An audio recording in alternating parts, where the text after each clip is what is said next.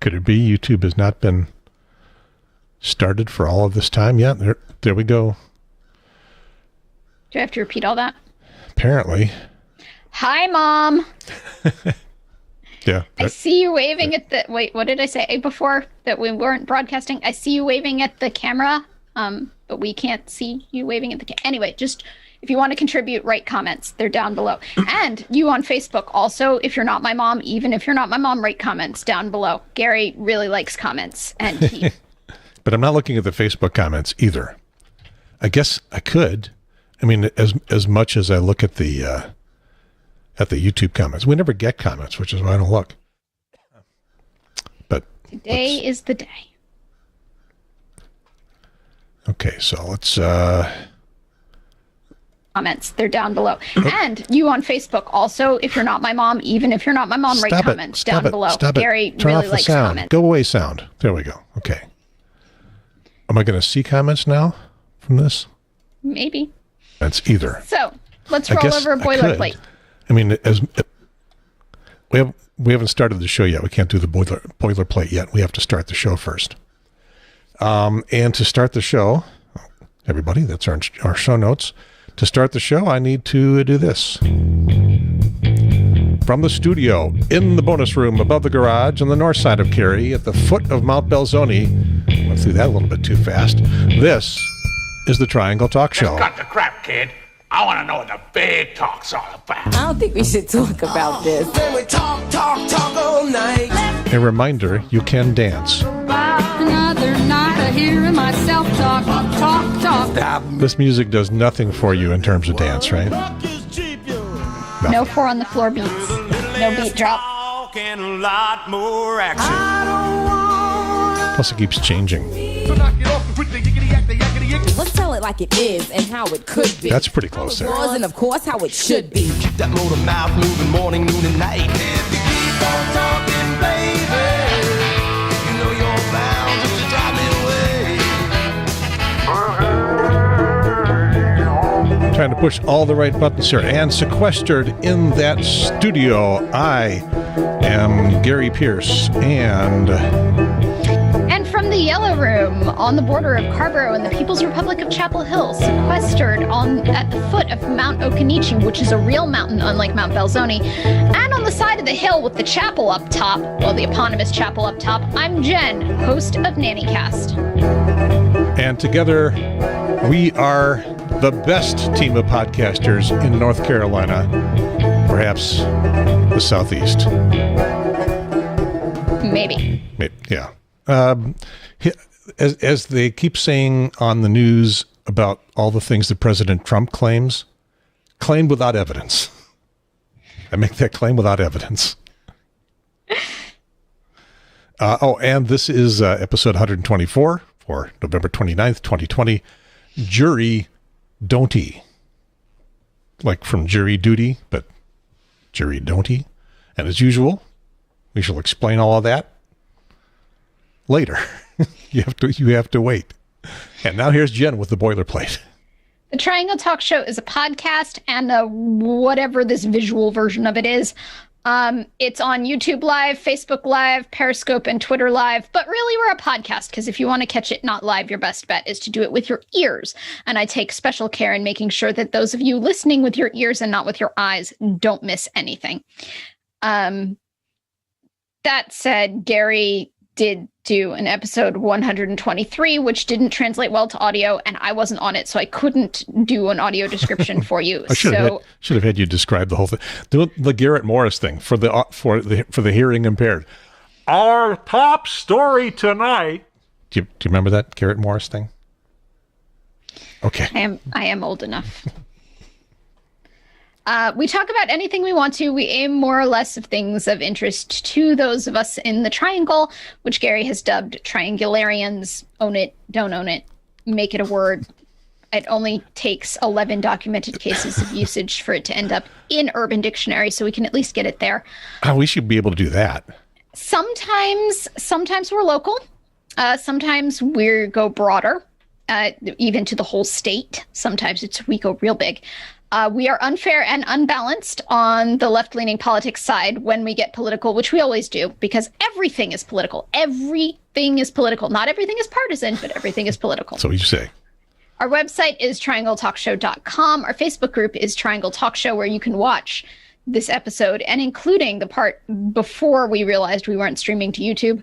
Our YouTube channel is Triangle Talk Show. Gary's got a 1,000 subscriber live streaming challenge, which gets him absolutely not really much use, but he wants to do it because it's a fake internet number and he likes big fake internet numbers. I would like to point out that I wrote, let's just forget the 1,000 subscriber live streaming challenge because it's never going to happen. We're never going to get there.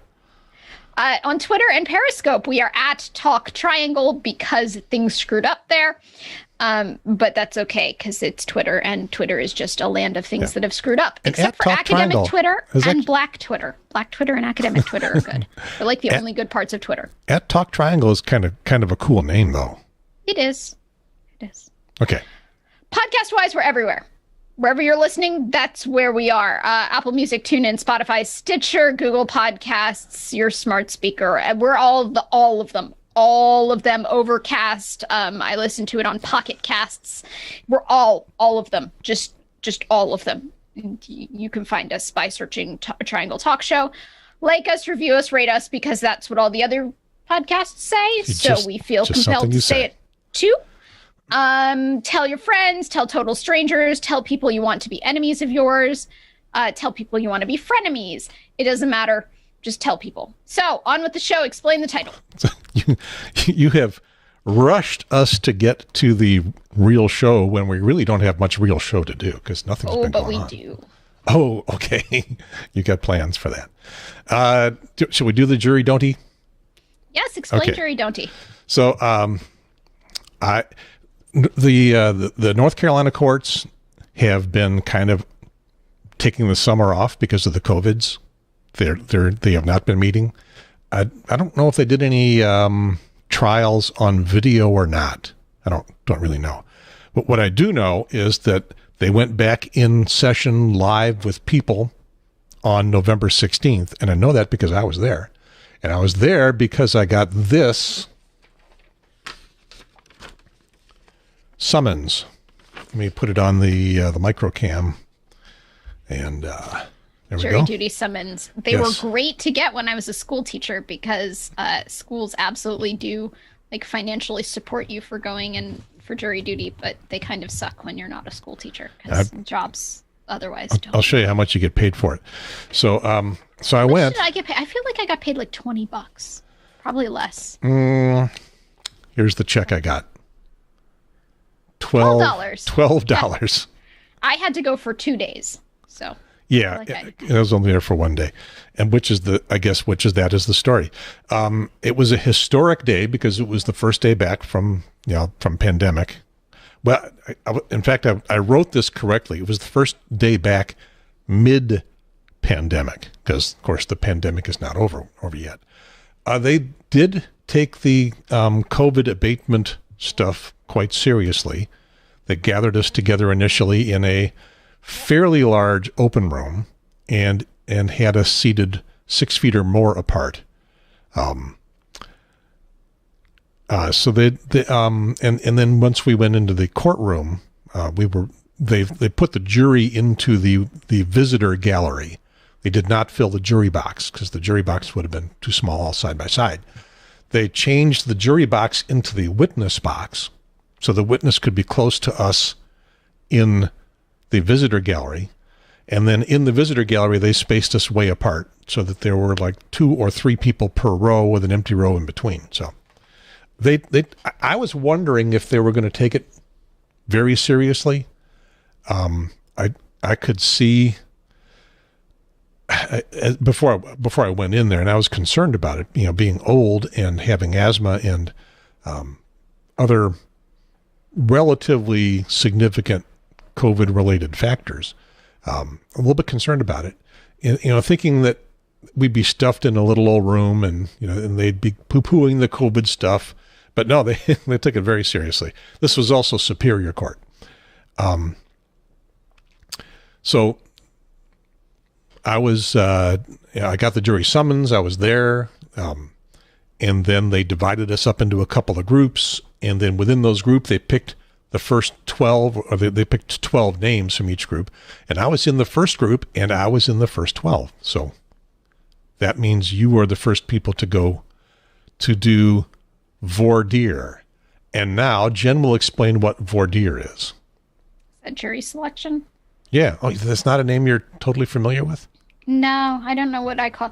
You don't watch enough lawyer shows on TV. No, I don't. I watch a lot of science shows. I love me some science porn. CSI, I see you. When I had my jury duty, which was over a decade ago, so I'm glad to see that they've given in to inflation. They've upped it by $2. By the way, this is why childcare for there's so much problem if you need to get childcare, even if you're not in the jury, if you're the person like on trial. The money that they give you for showing up to court won't even cover an hour of a qualified childcare provider's time. Yeah. But they validate parking. Yeah, why they're charging for parking. But that's a whole other issue if they're going to validate it. Well, we charge for parking, except we'll give it to you free if you come here. But we're charging you to come here for parking that we're going to give you for free later. It is a public parking lot. Wake County owns the parking lot. Anyone can come in and park and pay money. But if you're doing jury or probably a lot of other county-related things, then you get validated. I feel validated. So taxes are covering the ticketing system, the paper for the tickets, and they're not recouping any of that money. Why are we spending that money? All because like 6 people might actually pay? No, it's a big parking lot. And I don't know. I imagine that it's probably a break-even thing, but we'll have to do a full Triangle Talk Show investigative unit report on the parking lot for Wake County in downtown Raleigh. I mean, I'm telling you, this is why you should have hired me for president, because these are the questions I ask. I ask to make sure. I'm going to grab the mobile production unit. Triangle Talk Show mobile production unit, which is this little camera, which should be flipping itself on at any moment and taking a picture of me. There we go. I will drag this to downtown Gary Raleigh. Is holding in his hand a cylindrical camera with a flip-out screen that he has aimed at himself. He has also pasted his business card on the side of it to make it very, I don't know, newsworthy. Well, so that you know when this camera is shoved in your face and some guy is asking you questions, you know for whom those questions are being asked. You don't want anonymity there. So in my case, granted it was a decade ago and we didn't have a pandemic, I was seated very, very close to the little room where the defense attorney was prepping the defendant. And it wasn't exactly a soundproof room, and they weren't using a noise machine. So I got out of jury selection very, very easily. Granted, it was the second day I was there, because the first day we had to watch a video about how to be on a jury. I got out of it very easily by saying I could hear everything that was going on in that room. And they went, oops. Yeah. Oopsie. Because the defendant was like, but I did it. And the defense attorney was like, listen, if you want to plead, we can plead. But if you want to go in and say not guilty, we have to do this other route. And he was like, you think they're going to tell that I did it? And I was like, so I'm biased now. You're a witness. You became a witness. Because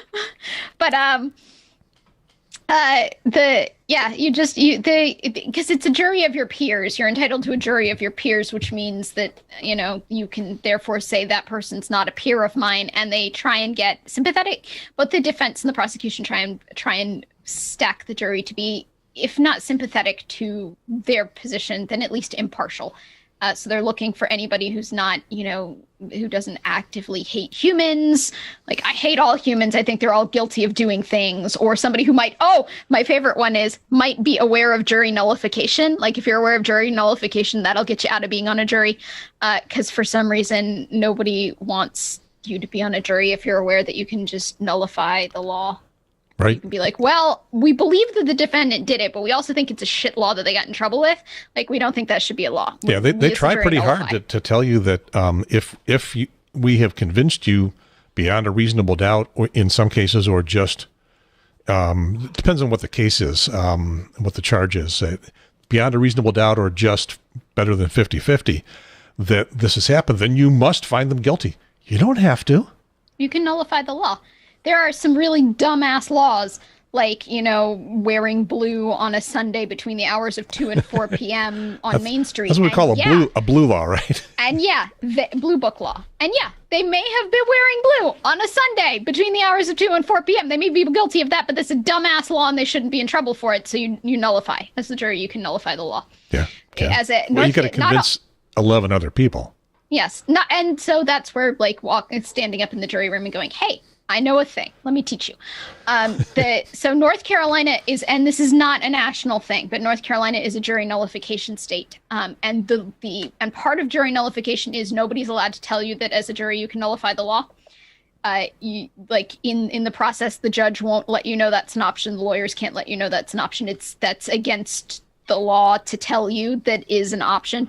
You have to go in knowing about jury nullification, and then as peers, you can tell each other about it and choose that option because it is perfectly legal. But it's they don't have anybody monitoring the jury during deliberations. No, they don't, because another juror can rat you out. Well, I mean, you can be. It's fine to know about it. The problem is, though, if you volunteer that you know about it during jury selection, or if because you're supposed to tell the truth, the whole truth, and nothing but the truth during jury selection. If one of the attorneys asks you if you have knowledge of jury nullification, and you say, yes, as a matter of fact, I do. I listened to the Triangle Talk Show and I learned something broad for all of North Carolina.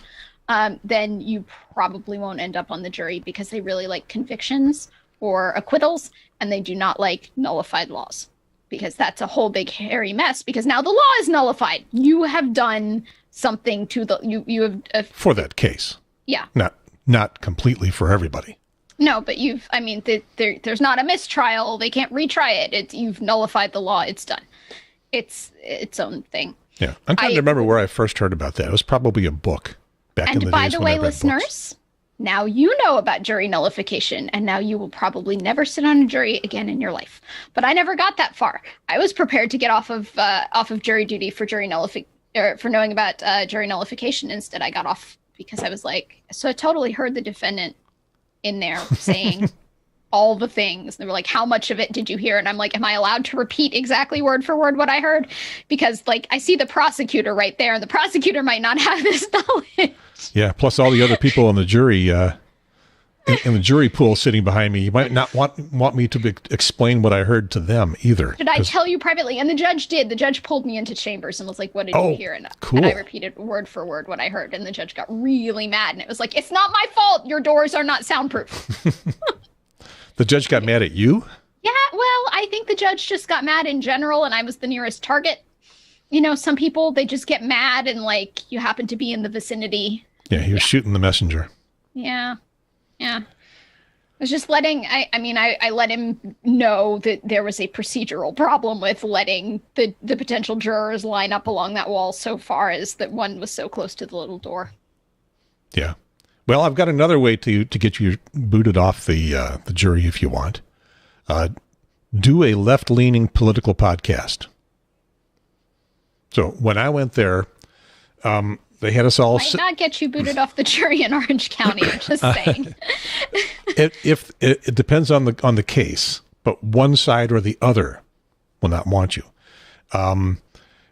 Again, I got there. I was in the pool of the first 12, and they brought us in, and they brought the next 12 in to just hear what was going on, and then the next 24 were in the courtroom adjacent, and they were getting a webcam version of what was going on. So we could see them on a monitor. It was all fuzzy, and you really couldn't see anything. But the judge said, "Can you hear me?" And you could see them sort of wave and say, "Yeah, we can hear you." Kind of like a Zoom conference. And so I was in the first group of 12, and the judge interviewed everybody initially with some generic questions. What part of town do you live in? What industry have you worked in? If you have a spouse or or a partner. What do they do? Have you ever been on a jury before? Do you remember? Well, have you ever been on a jury before? And then if you had been, they'd ask you more detail about that later on. So it got around to me, and I'm retired television engineer. My wife's still working. She works for a technology company in RTP.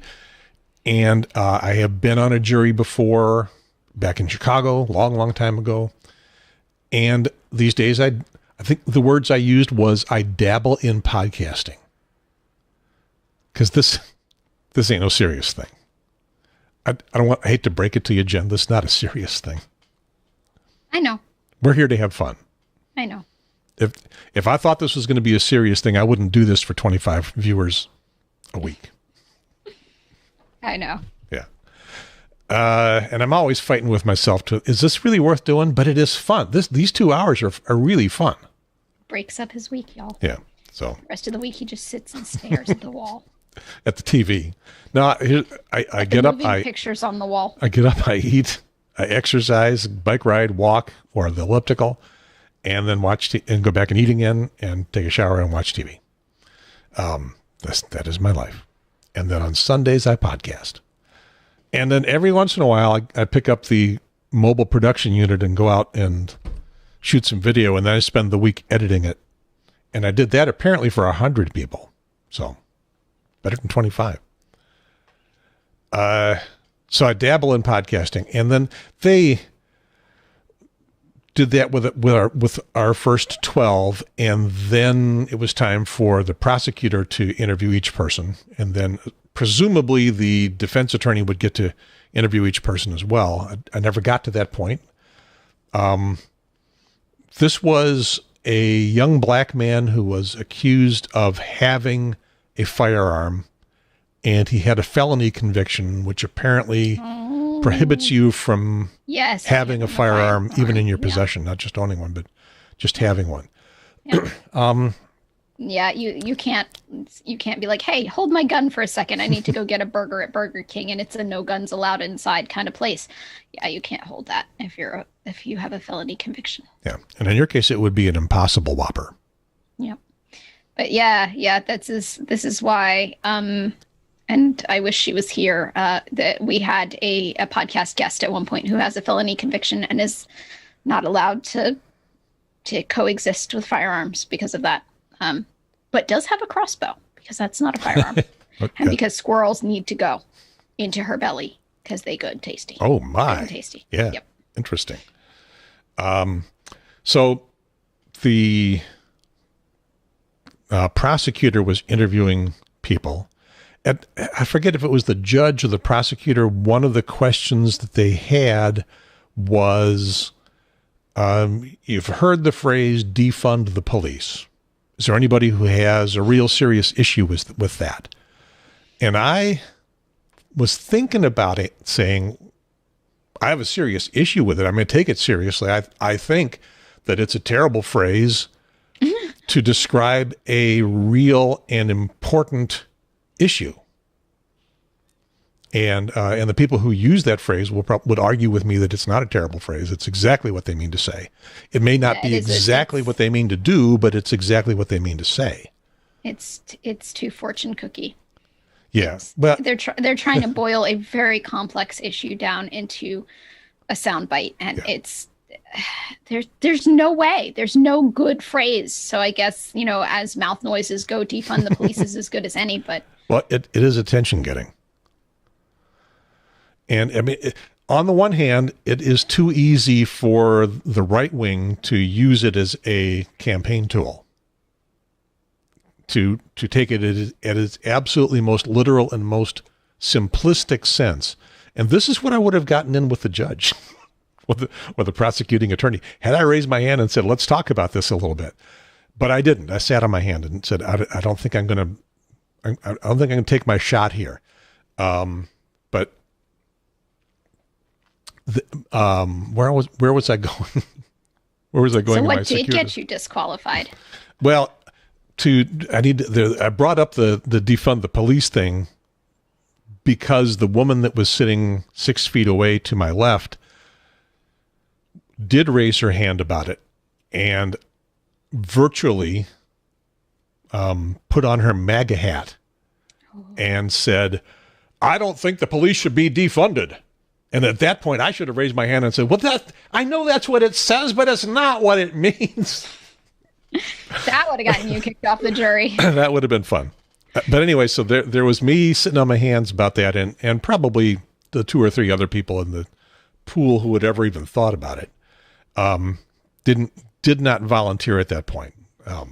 And then MAGA lady, who for her it was an issue. 4 more years. So it took a long time for them to get around to doing my interview. I think I was maybe they were doing it in order because I was number 9 of the 12. I think they might have been doing it in order. And so they got around to me, and the prosecutor said, first just reviewed the things that I had already said. You live on the north side of Cary. And I did not add yes in the foot of Mount Belzoni. The studio, the bonus room above the garage. I managed to keep myself from saying that.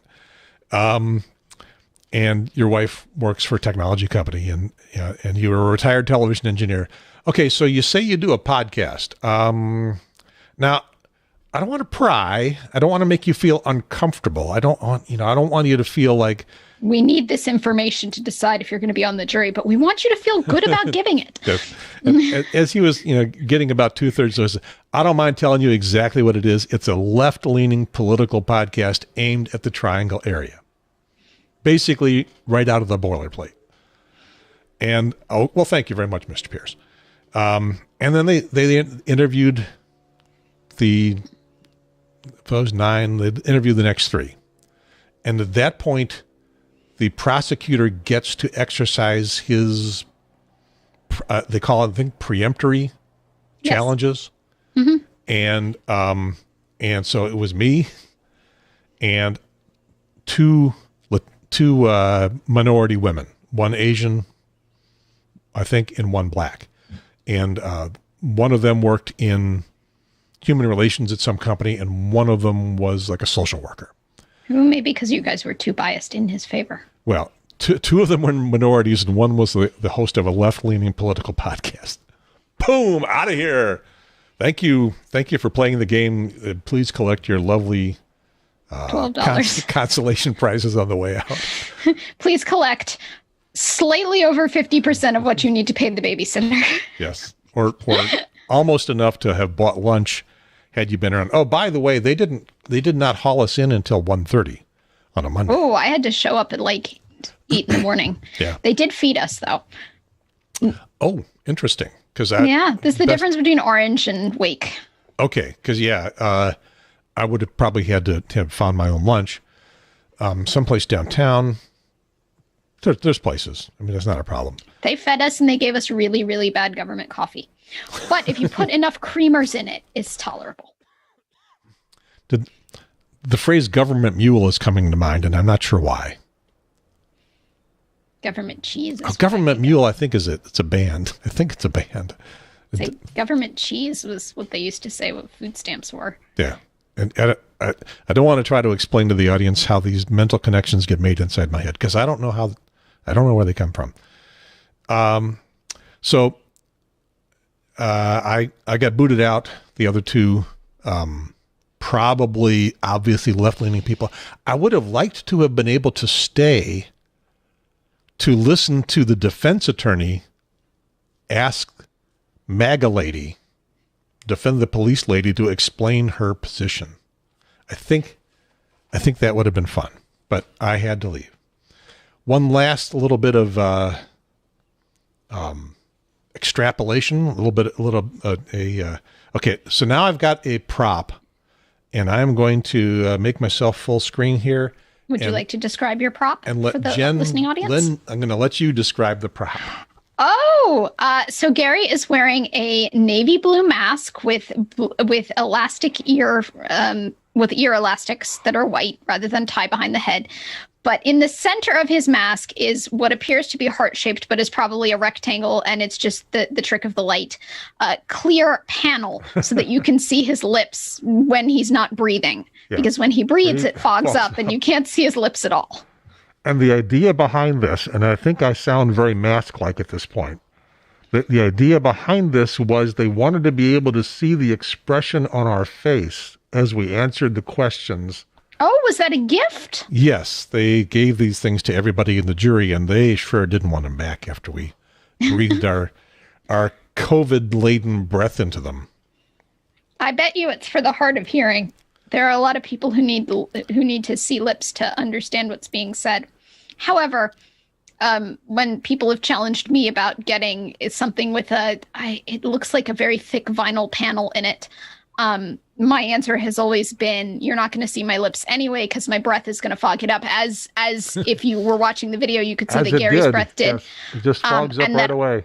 And that I'm a very fast writer, so let me just get a piece of paper and a pen, and I will write down what I have to say. And it'll be a little slower, but it'll be much clearer, and it'll solve a lot of frustrations. Yeah. As they explained it, they wanted the judge, the prosecutor, the defense attorney, the witness to be able to see what our expression is. Because there's a difference between what do I want to say? What expression do I want to I have a strong feeling about defend the police, and I'm covering up from the camera. I'm covering up the bottom part of my face, so you could not see me. Yes, he's holding his hands above his mouth and his nose. Yeah, I have strong feelings about defend the police. That does not convey as much as I guess if I change my voice, that does. It does your eyes. Apparently, nobody trusts themselves to be able to read eyes. But that's okay. I have strong feelings about defend the police. Anyway. We were so to tell far people's feelings from their eyes just alone. Yeah, we were so far away from each other that the only person that could have determined anything would have been the juror in front of me had they turned around to watch me. Otherwise, we were too far away. So it was an interesting and useless gesture on their part, which I believe is I feel like that goes right along with validating parking. Yeah. Interesting and useless gesture. Yes, and that brings to mind an Animal House reference. I never saw Animal House. Oh, there's a movie you got to go see. Well, you're not going to go see it, but nobody's going anywhere in this pandemic. Does that transition well into our next topic?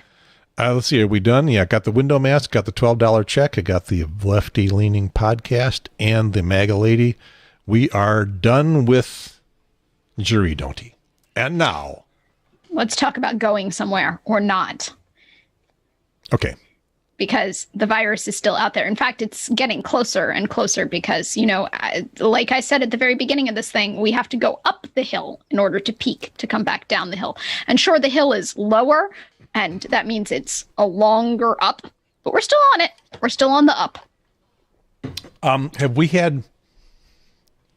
we in a third wave, or are we in the third peak of the first wave? Because the trough it's like a stair step of a hill. We're still climbing. Well, it goes up and then it goes down and then it goes up. But my question is based on the fact that it never went down to zero or even close, and it never went down below the trough after the second peak. Never got as low as the top of the first peak. So it's really just continued to go up with kind of a little down piece in it. I'm trying to hold my hand in the frame, and it's hard to do.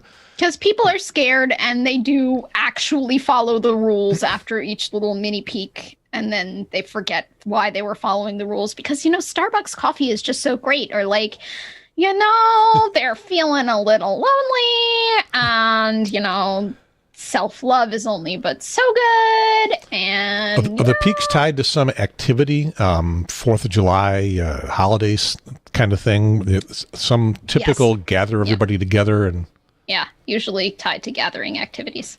Or church. We're gathered together to ask the Lord's blessing and to pass COVID amongst each other, because God will protect us. I have to say, we had the Memorial Day spike, and I brought you a person.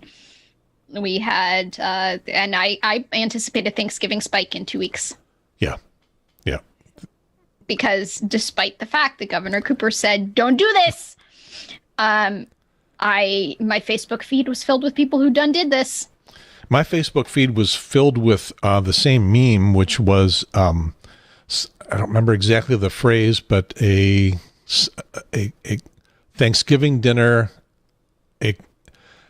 where you don't all get together is better than a Christmas where you spend it in the hospital. And yes, it was Thanksgiving is better than an ICU Christmas. There you go. That's it. However, say that again because I kind of stepped on you. A Zoom Thanksgiving. A Zoom Thanksgiving is better than an ICU Christmas. Yeah. Although, and that's what we had. We had the Zoom Thanksgiving. I had my pod, but and I did this because I called. We determined that we qualify as the same household because we have been living in each other's pockets since the beginning of this. We were considered co-quarantined. And while we may go to sleep in beds in physically separate houses, they said, and I quote, "We will not get that granular about exactly where your bedroom is because the rest of your activities indicate that you're in the same household." To whom were you addressing this question? The Attorney General's office. Oh, really? Okay. Mm-hmm. Because you were worried about getting sued about it? No, because I, as part of my nanny cast other life, I am an officer of the North Carolina Professional Association of Nannies. So the question came up again with the mask mandate, where it's, the only people in your household. Do nannies count as members of a household? And the answer is yes. Nannies count as members of a household, provided they are seeing nobody but their employers. Okay. So you don't have to be masked at work. So if a family you work for invited you to a Thanksgiving dinner, you could go. Yes. Yeah. Because you're in the household. And the mask mandate is more than just for Thanksgiving dinner. It was for, you have to be masked if you're around members of not your own household. And so then all of a sudden nannies are going like, listen, the kid is going to sneeze in my eyeballs. Like, do they have to wear masks? Do I have this whole pandemic, nannies have been not wearing masks because, let's face it, kids freak out when they're caregivers. They can't see beyond their eyes, and kids are germy, and it's just, it is a lot easier to co-quarantine with your employers. And by co-quarantine, I don't necessarily mean have your bedroom in their house, because like I do with my work, I get done with work, I go into my car, I drive my car to my house, I go from my car to my house, and then I'm in my house, and my bedroom is in my house. But the people I interact with are work. I'm imagining you just kind of like this inside your house. I have a rolled up in a ball. I have a pretty big house. I wear a house, not a mask. So they early on, and I've called every time there's been a question. Early on, it was determined that nannies are in the same household if they engage in this behavior. Now, if a nanny is working for multiple families, they are not in the same household. If a nanny has a second job, they are not in the same, and then sees other people, they are not in the same household. If a nanny has their own little social life that they want to have, they're not in the same household. Or their own sort of in-person social life they want to have, they're not in the same household unless or even another pod. Yes. Yeah. Although, do you have like a second pod? No, we're all one. The people I socialize with are the people my employers socialize with. We are all one. It just so happens that my employers grouped up with two other families. So there's a combination of three families who have nannies, and they have children. And so the kids all play together, whether the nannies are putting them together, the parents are putting them together, the parents all like each other, and the nannies all like each other. So I socialize with the other nannies even when off the clock, because they're who I got. And has anybody showed up with COVID in that group? No. Ever? No. Nope. Absolutely not. We closed. We are closed and closed and closed. There are 4, 12, 13, 14, 15, 16. At one point I counted, and it was somewhere around 20 of us in this group, and we are cross-linked to each other in so many ways, but there's nobody else. Especially even my flatmate moved out, so there's really nobody else. Yeah, I'm seeing what you put in the doc here to add to the subject of which is the virus is getting closer to home. It turns out both of my neighbors, husband and wife, both had it. We didn't know at the time, and we don't socially interact with them. We see them waving as we drive out the cul-de-sac, and every once in a while there's a neighborhood party, but there's been exactly one of those. It was early on out in the cul-de-sac, and everybody was quite distant, although we're wearing masks at the time. I think it was April. And our veterinarian's father died of COVID last week. And we don't socialize with them. We see we're friends with the vet. We've been going there for so long. And we started going to their practice when it was very early. So, we're good friends, but there's been no socializing. But I consider that because her dad died, that it's close. Other than that, nobody in my immediate circle still, but it's getting closer. And so you had added some things to the notes. Your boss's brother. The immediate family of my boss. One of them has a positive COVID diagnosis, and it's further reinforced how very important it is to keep our circle closed. And so they haven't been together. Oh no.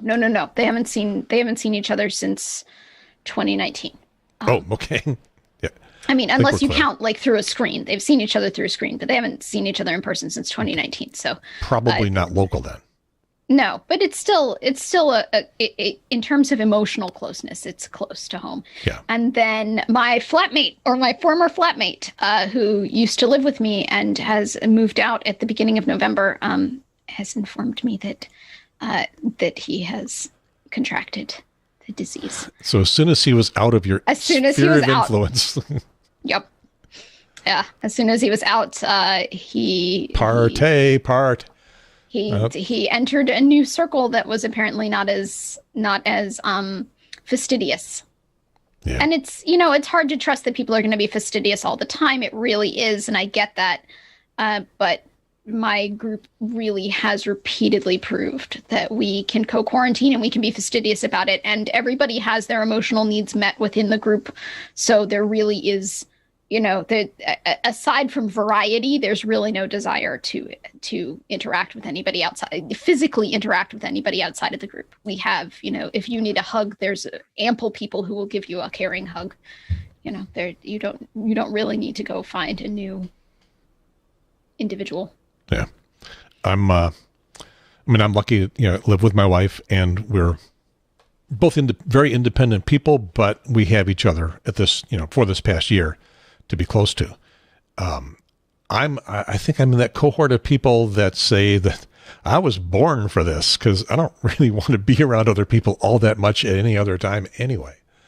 I got lucky, and my gut instinct at the very first lockdown, the very first, please stay home, I said, I need to form a quarantine. I need to form a pod. I need to form a co-quarantined group of people. We need to make a little society, because if I stay home with just me and my housemate, this isn't going to work. Okay, so you need more I'm not people. getting out of this sane.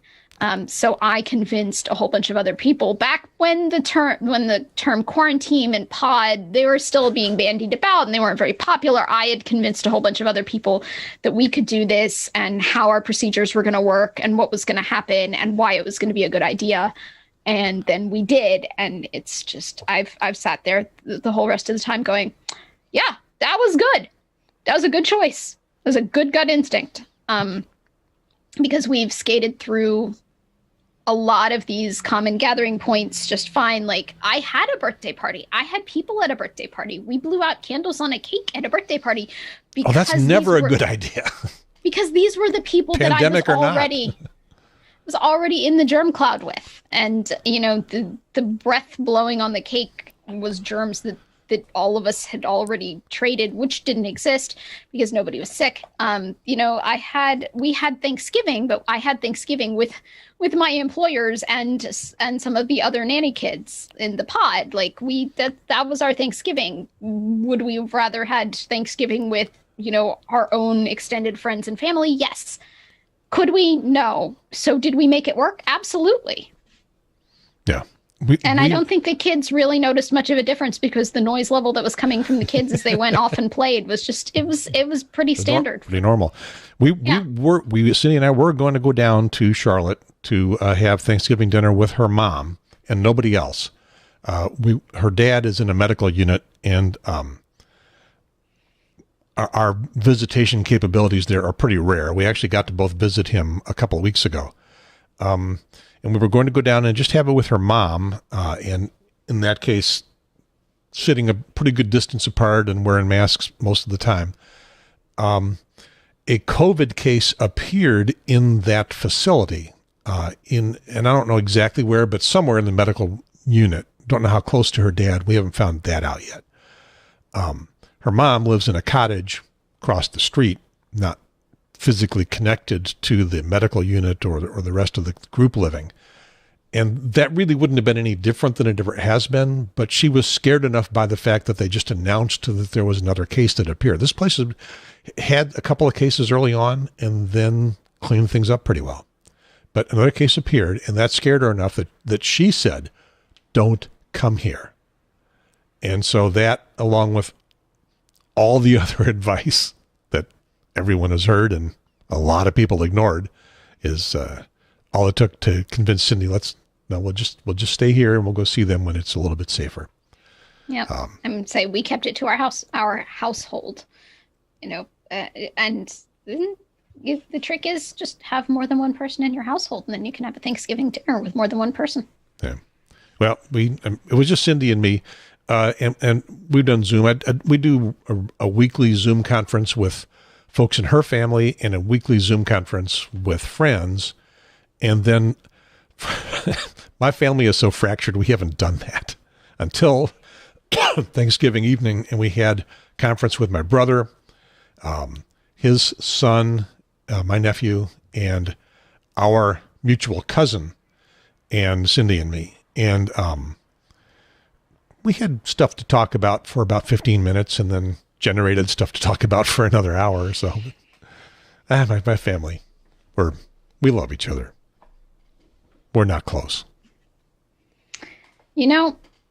Sometimes that's how it works. I'm a big fan of the family of my choosing in my adulthood. That was one of the best lessons I ever learned. And I learned it from a gender studies class in college. I learned about being able to pick a family, and that the ones you were born with don't have to be the ones that you choose to have. And that, you're like, I kind of always knew this. I grew up with an Uncle Irving, really more like a great Uncle Irving, because my mom called him Uncle Irving. So for me, he would be great Uncle Irving. He's not blood kin.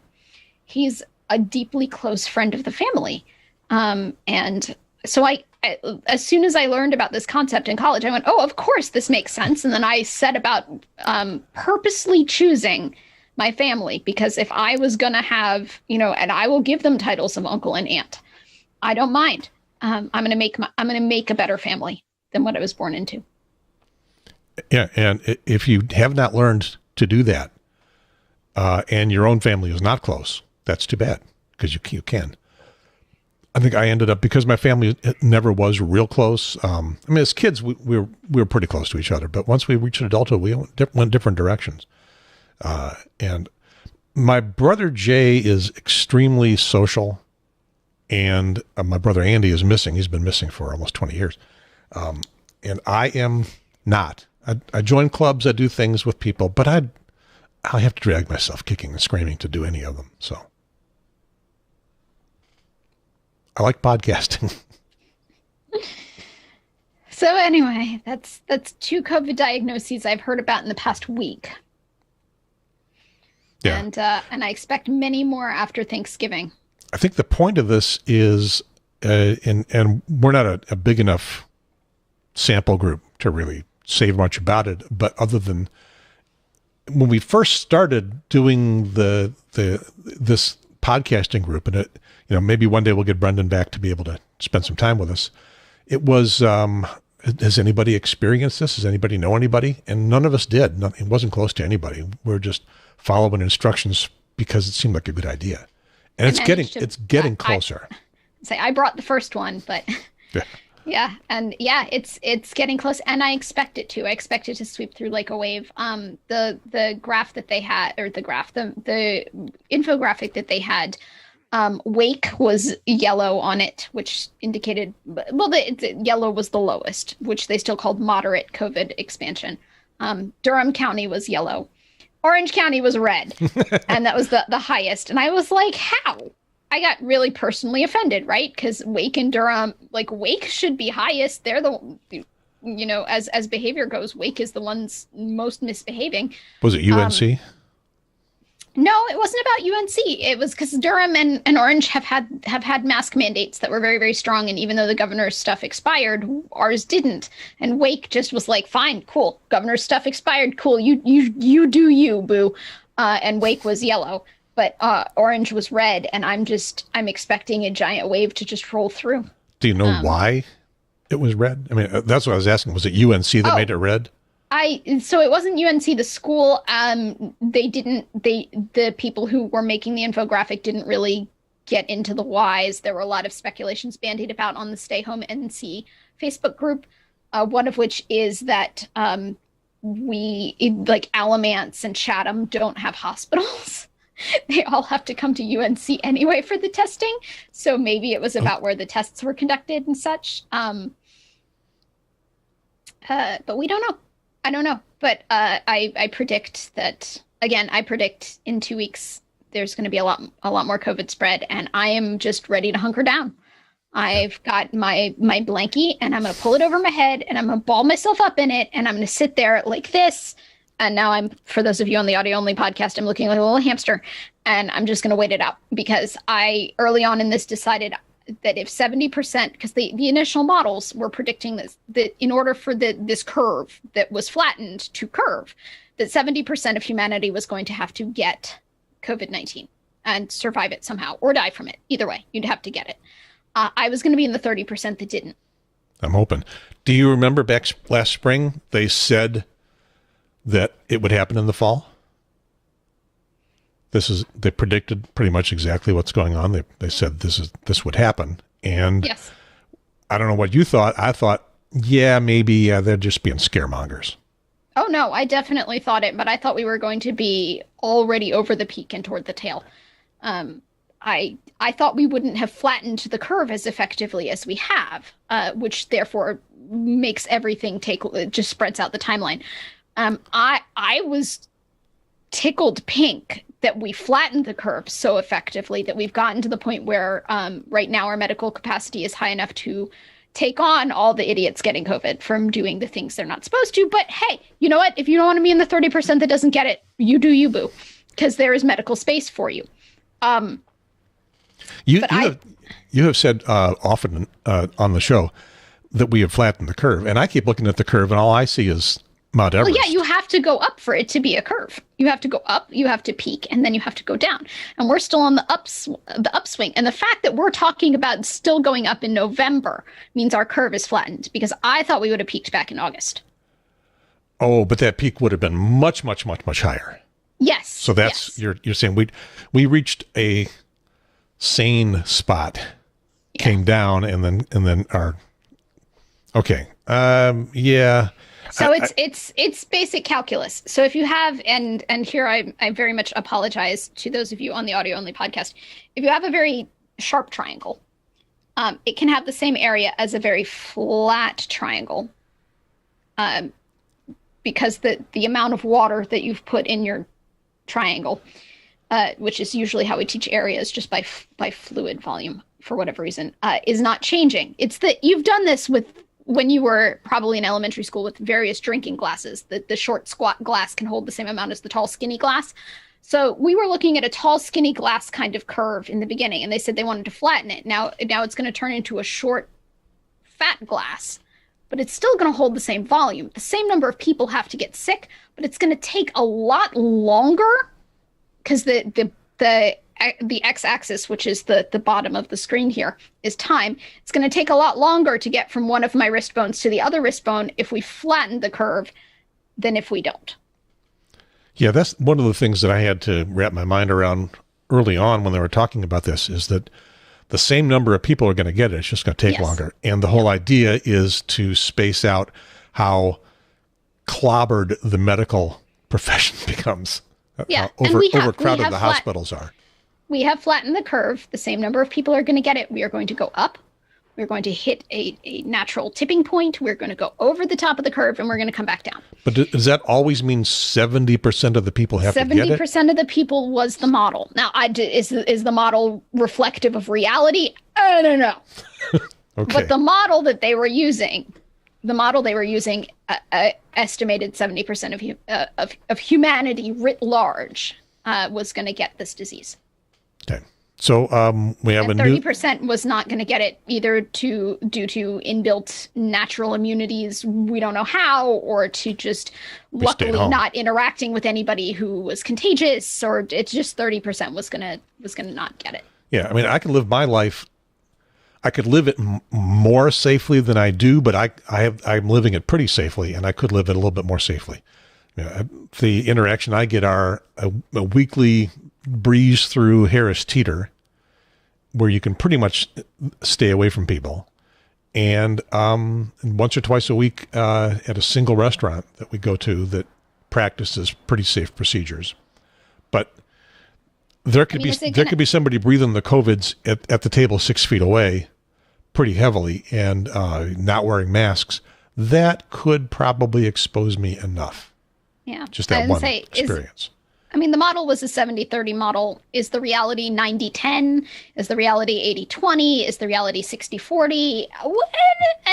This is the thing historians will tell us, but we're not going to be able to tell until it's done. Yeah. And we also won't be able to see what our curve really looked like until it's done. Yeah.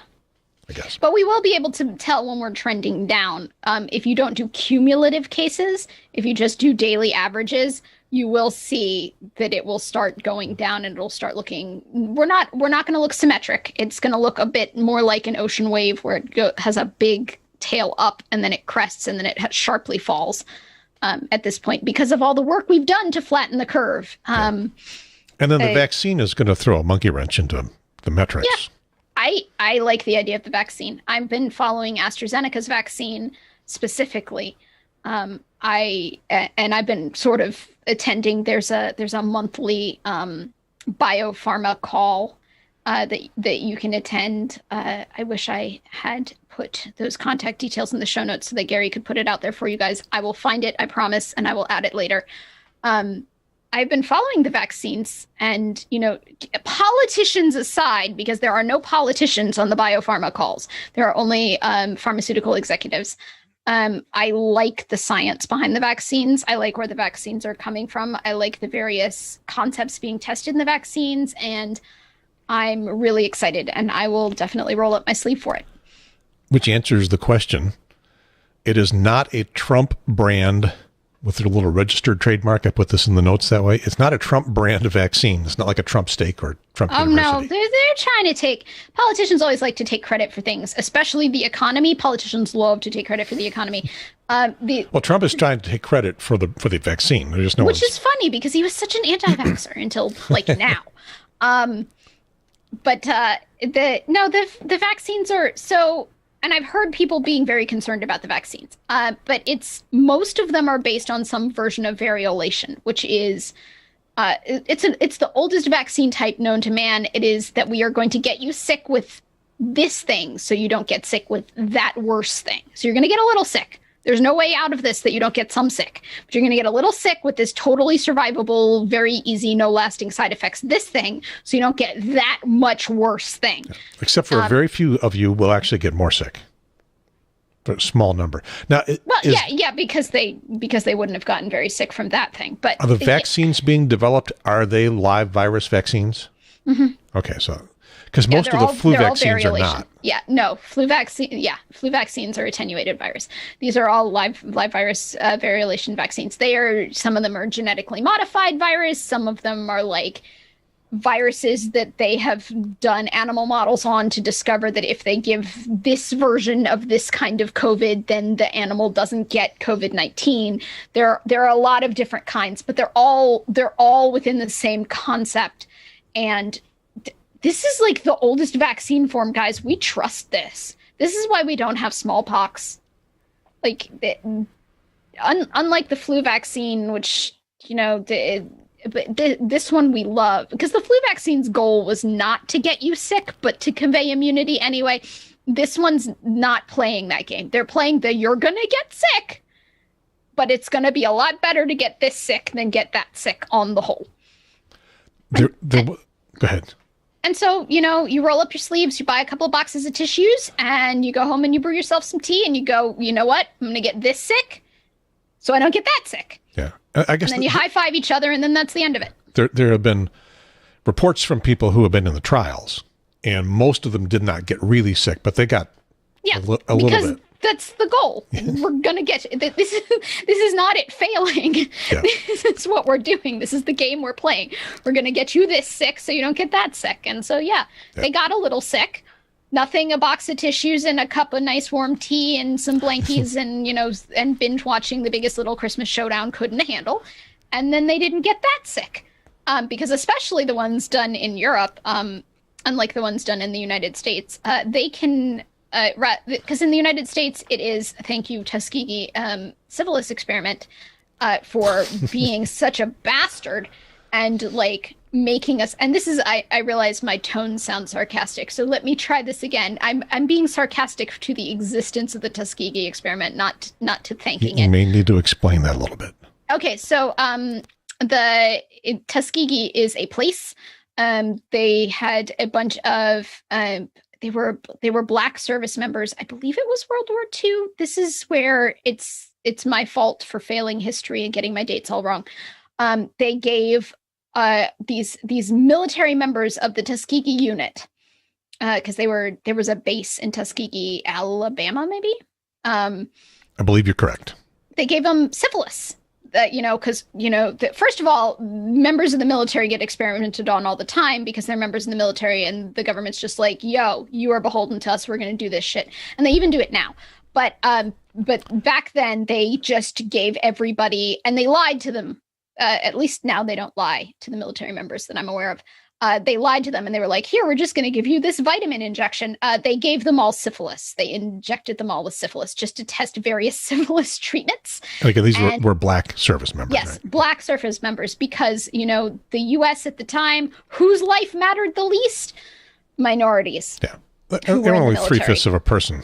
Yeah, minorities in the military. Your life didn't matter at all. We were going to use you as a guinea pig, which is shitty. This is where my sarcasm came in, because I think that it's just shitty. But and this is why, by the way, this is one of those generational trauma things within the Black community because of this Tuskegee syphilis experiment, which, by the way, the cures they were testing didn't cure syphilis. So all these people get syphilis, and then a cure for syphilis, which is just a shot of penicillin, was not then administered to these individuals because they were Black and we were horrible and it was racist time and it just sucked. Still is, by the way. They can't get away with doing that. So the results of that affected what they can do with today's experiments. Yeah, because they got called out for that, you are now not allowed to directly inject somebody with a potentially deadly illness. Yeah. So in these trials, they just have to wait until a certain number of people would naturally catch it. You pick somebody who you're like, oh, you wouldn't wear a mask to save your soul and go around licking random people's noses. Cool. We're going to give you the vaccine because we think there's a high likelihood you will self-inoculate with COVID, and then we can find out if the vaccine works. Which is part of the reason why it takes so long. Yes. However, in Europe, they can still give you especially in Russia. Disease. Yes. Russia, you went through it quick, and that's probably a big part of why. They can give you a deadly disease to test whether the vaccine works, and so they are. Now, in Europe, are they doing it because there's still a bunch of racists, or are they just different? No. It's just they have a different attitude toward consent, and a different attitude toward heroism. These people who are getting it are not being lied to. They know what they're signing up for. They know what the risks are. And they're saying, yeah, sure, stick me with that. We'll see. If I die, I die, but I die in the service of science. But we can't now because it was so mishandled in the U.S. We cannot have that model anymore. That's off the table for us, but it's not off the table for Europe. So I'm following the vaccine trials in Europe more than I'm following them here. By the way, in Africa, because, we're racists and hate minorities and all that stuff, even though they're majority in Africa. Apparently we hate Black people, but we also hate Black people who are Muslim and all this. They're still injecting people without consent.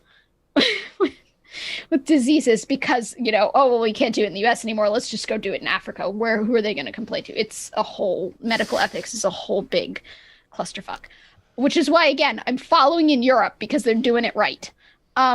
Just a minute, I have to make a note here. Push the explicit button. Yeah, okay, it's a big. Jen's got a mouth of a sailor. How would you describe it? It's a clusterfuck. It is. There's no other way. Yeah. So anyway, I'm following the European vaccine trials, and aside from AstraZeneca discovering that their vaccine is way more effective in half the dose by accident, and let me just say, most of the best scientific experiments were discovered by accident. So don't come at me that an accident makes it less trustworthy. Okay.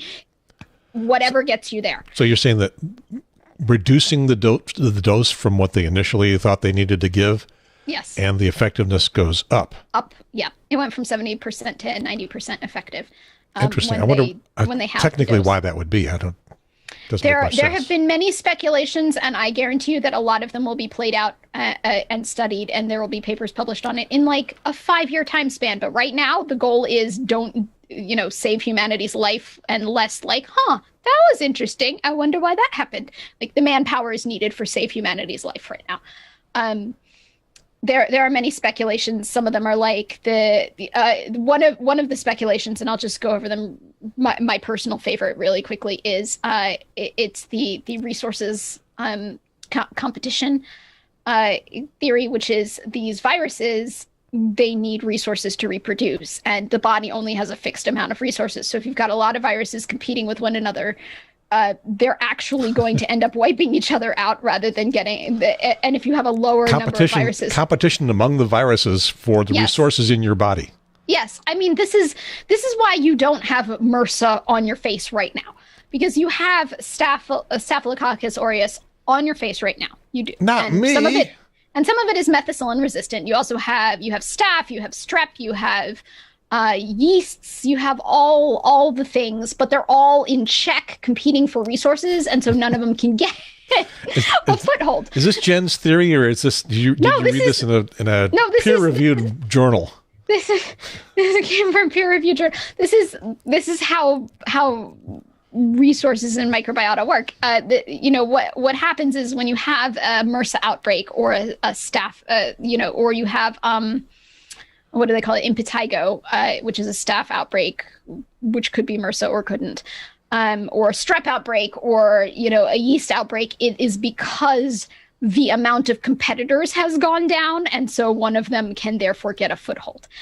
So this was extended then into these viruses. They were overloading the system with viruses, and the viruses weren't able to effectively reproduce because they were too busy competing in enough time for the virus, because viruses have a lifespan, even though whether they're alive or whether they're not alive differs by which biology textbook you read. They will die, and then at that point they can't reproduce because they done dead. Live things that are active or live have to reproduce. We don't have dead things reproduce. Please don't at me with stories of Jurassic Park. Okay, please don't. Or zombies. Yeah. Can zombies reproduce? I mean, they found in the Otzi the Iceman, they found a couple of sperm that they could have, genetically extracted and fixed with PCR and embedded into a human egg now. And then, so there, we have ways, but in nature, unaided, you have to be alive to reproduce. But that's my favorite theory, and or hypothesis at the moment, and I will find out in 10 years whether or not I was correct. And if I was correct, I will eat a package of Girl Scout cookies, and if I was not correct, I will give a package of Girl Scout cookies to somebody else, because this is about the level of shits I give about this. I mean, it's fun to wager, but I don't care. If it works, it works. If it doesn't work, it doesn't work. But yes, I have faith in these vaccines, and I will roll up my sleeves. I will buy a box of tissues. I will stream something good, and I will plan to get a little sick, because I've been sick before. I know how to be sick, and I know how to get better, and this is fine. I have been sick with the kind of cold they are going to inject me with, and that is okay with me. So you're in for the first batch. Yes, absolutely. I've seen how they're testing it, especially in Europe. It doesn't bother you that it has been pushed through fast? You think that the due diligence has been done? The US's version of pushing it through fast is because we cannot directly inject people with illnesses. the European version has not really been pushed through that quickly because, oddly enough, a lot of these were already being worked on thanks to SARS and MERS. They were looking for something that would make people immune to any of those things. And this happens to be SARS-2 as the virus that's out now. So they were already in process of it when SARS hit, and then they were refining it when MERS hit, and they just had to make a few tweaks. So it isn't like they started from scratch in March. They'd been working on it for years and years. All they did was tweak.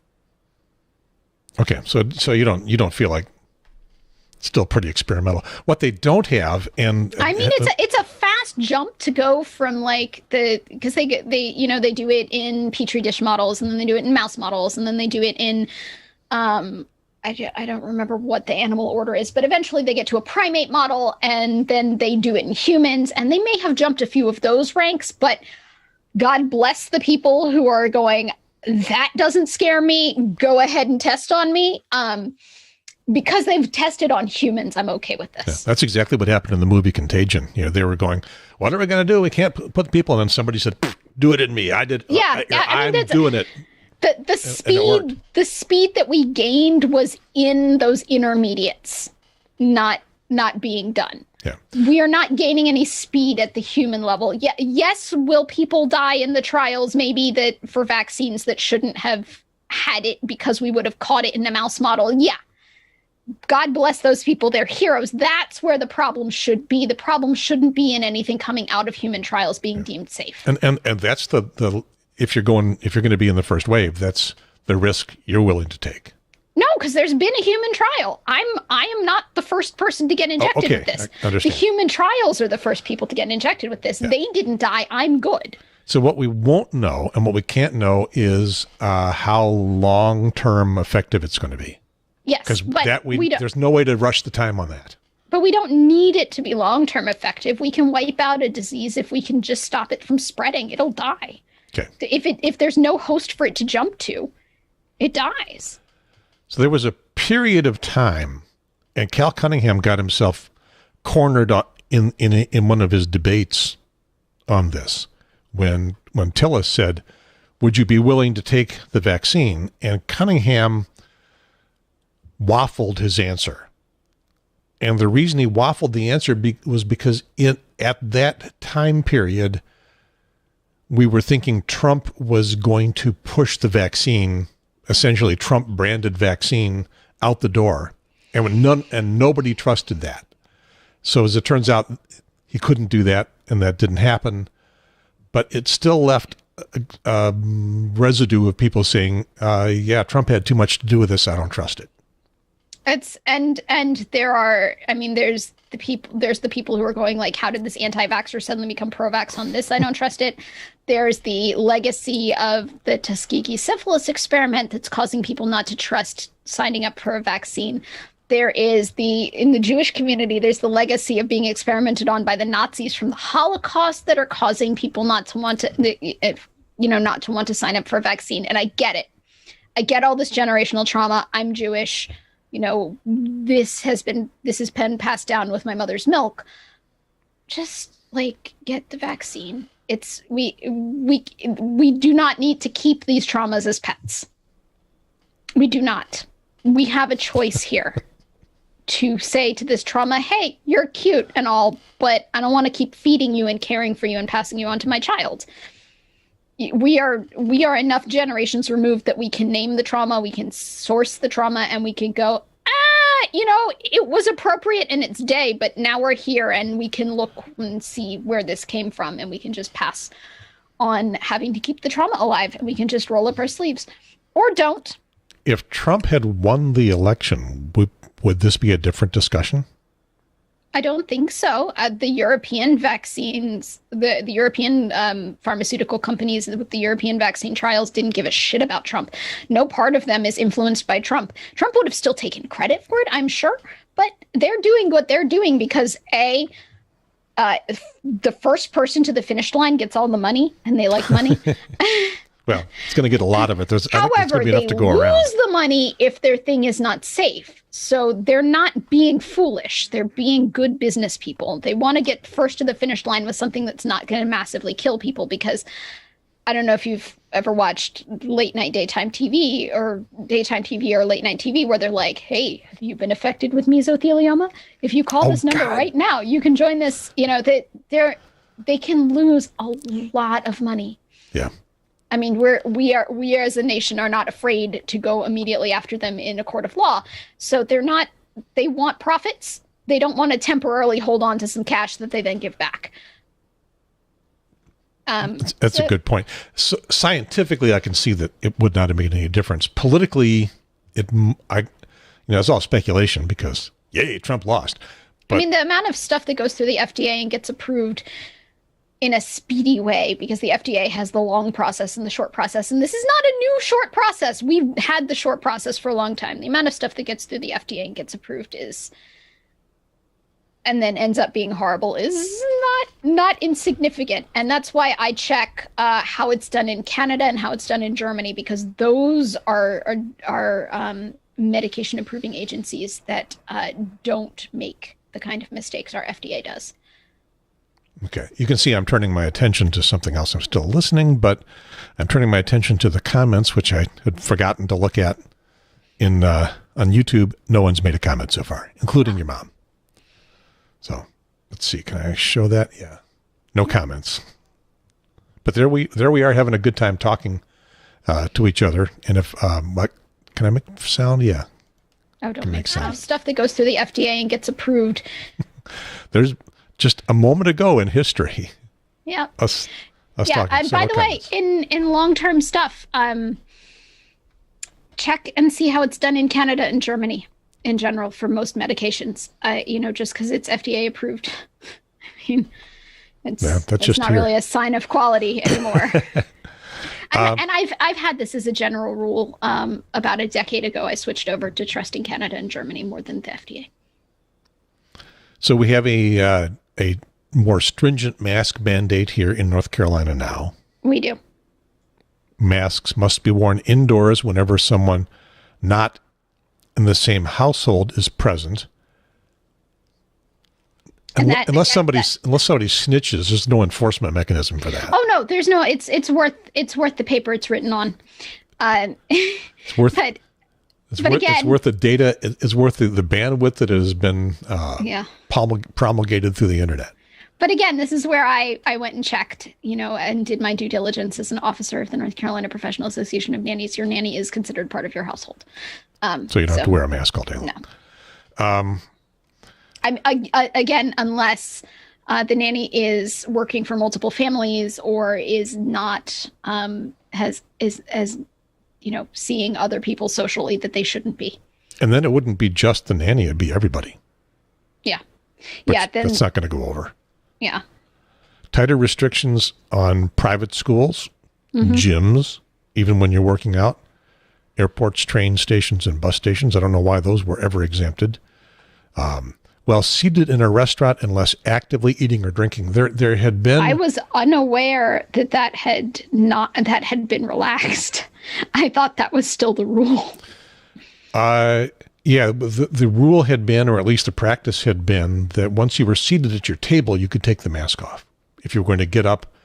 There was a restaurant that we went to up in Blowing Rock or Boone that was very careful about this and explained things very, very much. And all the staff everywhere, they're wearing masks all the time.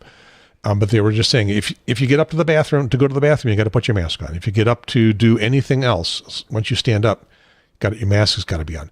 Now it's when you're not actively eating. Even if you're sitting at the table, you finish dinner and you're just conversing or whatever, mask goes back on. That's the way I'd been behaving. And granted, I went twice to a restaurant where I ate outdoors. Yeah. I went in their outdoors tables, and that's the way I and those around me had been behaving anyway. And the whiny butt asshats in Reopen NC are saying, does that mean that I take a bite and I put my mask back on while I chew? If that's what they need to do, then that's what they need to do. You go for it, sir. That's not what they mean. You don't have to do that. But once you're done. Listen, I think they need to do that.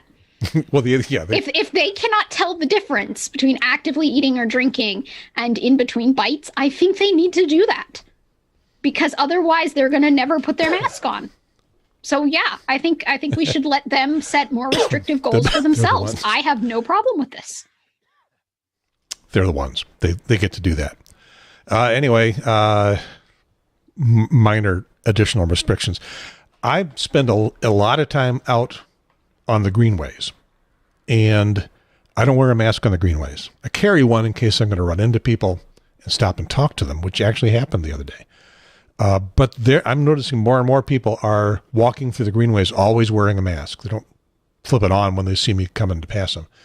I do too, and I'll tell you why.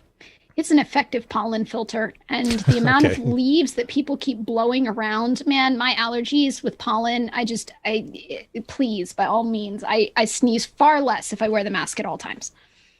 Okay, well, a good reason for you. As a COVID preventer, if I understand the science, not necessary. Outdoors, and I'm not getting, if I spend any time within 6 feet of somebody or at the 6 foot point, I don't ever get within 6 feet of someone. But which I understand is also a pretty random distance. Not a lot of science about that 6 feet. The science always says more. It's about 10 feet. Yeah. If I get that close to someone, it is for seconds, not minutes, literally seconds, because they're, passing each other. I don't walk alongside someone except Cindy. I don't walk a few feet behind someone. And if I'm on my bike, it's even faster to go past. But we ran into some friends who were coming the opposite way on the greenway, and we stopped opposite sides of the greenway. Everybody was wearing a mask. One guy rode by on a bicycle and said, "That's some pretty good social distancing you guys are doing there." So that's what we do, but I don't wear it when I'm not near anybody outside. And if I walk out of a restaurant and there's no one on the sidewalk and I'm going to go across the parking lot and there's no one there, I'll take it off right away because it's uncomfortable. I understand You need a more comfortable mask. Well, okay. Perhaps. I've been through several, and the one I wear most of the time, not this one, is I'm holding up my mask with the window in it.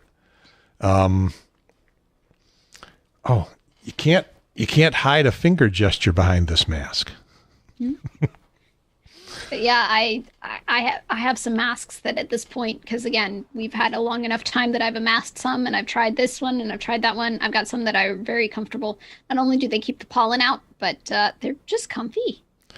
I mean, and nobody can see my chapped lips, and nobody can see the spinach in my teeth. It's brilliant. Not uncomfortable to wear, uncomfortable to have your breath in that long. Maybe my masks are very bad at filtering things, but I don't keep my breath in them that long. No. You just, I'll go replay go rerun the videotape. You had stinky masks early on. I did. I don't have those masks anymore because they got taken. They got stolen out of the stroller. Yeah. Oh, somebody got a good stinky mask from you. Yeah. That one was made out of like fleece, and I have since switched to just plain woven cotton. Okay.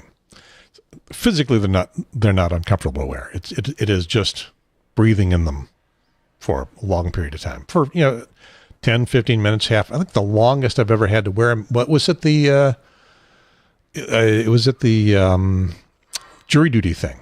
From 1 o'clock or 1:30 when I went in until 3:30 when I was booted out. I had a mask on all the time, and that wasn't bad. I got used to it, but I'd just rather not. And if I'm going to be breathing hard doing exercise, I really don't want to. So I won't be going into the gym, but riding my bike, I think I'm doing okay. Or am I just fooling myself? If I catch the COVIDs, we'll find out. Before we get to fun and games and TV watching and stuff, you want to talk about Sidney Powell for a moment and paying attention to her? No, I did not pay attention to her, but you are welcome to pay attention to her. And I will play the role of the audience going, I didn't know that, because I did not. So Sidney Powell is the attorney that had been on the Trump team, and then the Trump team said, we don't know who you are, because she got so wacky with her conspiracy theories that they said, just go away. We don't know who you are. We never heard from her before. That lady behind Giuliani for an hour in his press conference, he didn't know she was there. She's homegrown. She was born and bred right here in the Triangle area of North Carolina. Never let it be said that we didn't do nothing for you, America. Yep. So the theory that she is known best for at this point is that communist money from Cuba and Venezuela and Russia have supported the Biden election. Well, hell, if communists have that kind of spare money lying around, why are we opposed to communism? I thought the whole argument against communism was how poor we're going to have to live. Yeah. So Sidney Powell was born in Durham. Her family moved to Raleigh. She went to Broughton High School. She finished her undergrad at UNC, just down the block from you, and she did it in 2 years. She's no dummy. Got through that in 2 years. She also got her law degree at UNC. The story I was reading, something about the dean being upset that she wasn't taking school seriously enough, that she got through in 2 years, that she wasn't getting the full experience. I guess the way I'm reading that was he wasn't getting 4 years worth of tuition from her. I'll say, to be fair, I could have gotten through school in 2 years as well. All my classes lasted from 8 a.m. until noon. I could have taken a double load from noon until 3 or 4 in the afternoon. Yeah. In any case, she went through in 2 years, got the law degree, and then something about her giving kind of a wink or something at the dean as she passed by at graduation. Somebody honking here or there? Hard to tell. In my place. I hear it in my earphones. All I hear it. She moved to Texas. She worked as a prosecutor for a while. She started a law practice, moved back to North Carolina to Asheville in 2002. And people who know her, and she operated in some relatively high-level circles, they described her as not that political. She was involved in the community. She founded something called the Genesis Alliance, which is a nonprofit that raises money to help victims of domestic violence, which sounds like a pretty snowflakey thing to do. People who knew her were surprised that she surfaced in this role spouting her bizarre conspiracy theories. So, the smarter you are, the more susceptible you are to conspiracy theories. Explain. In order to be smart, you have to be skeptical, or maybe not in order to be conceived of as smart in U.S. values, you have to be skeptical. And conspiracy theories bank on that skepticism and offer an explanation. If you were just willing to accept everything lock, stock, and barrel, you're not considered very smart because you're too easily manipulated. I consider myself, I don't know about smart, very skeptical about a lot of things. And I don't think I guess, and nobody who subscribes to conspiracy theories thinks they do. Yeah. They just think they found the right answer. But the reason you would ever stumble upon a conspiracy theory is because you're being skeptical of something you've been told. Yeah, but I stumble across these all the time. And there are plenty of left-wing conspiracy theories that I could sign on to as well, that I look at and say... There are some that are true. Just because you're paranoid doesn't mean people aren't after you. Well, there are some conspiracy theories that are true, because a conspiracy just means a lot of people tried to keep it secret. And conspiracy theory is the theory that a lot of people tried to keep some stuff secret. And there are things that are true, like FISA courts were a conspiracy theory for a very long time. But it turns out they're true. We do have secret courts deciding what to do with private information that the government shouldn't have access to. But the government does have access to it, and there are these courts that are allowing it. So the difference in between somebody who's going to go for a conspiracy theory and somebody who's going to go for a cult is the level of, as the U.S. values it, intelligence. Smart people are more likely to go for conspiracy theories, and people who tend to just believe what they're told tend to go for cults. Which is why QAnon is a cult, more a cult than a conspiracy theory. Yeah, we may discover that you and I are both wrapped up in conspiracy theories and not recognizing it.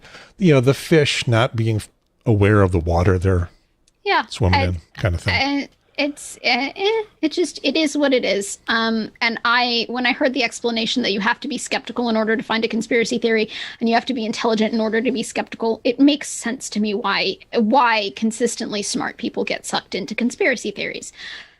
that some of them end up being true and some of them end up being complete wacky nonsense. It just depends on, if you ever get the person who originated the conspiracy theory to acknowledge that they are lying. For example, you're not going to get very intelligent people sucked into Scientology because, as happens, the creator of Scientology said that he was generating it from fiction on public television. So that one's not true. I missed that mea culpa, but oh no, he did it in the beginning. He was challenged on a TV show to invent a religion with various elements, and he said, "Hold my beer."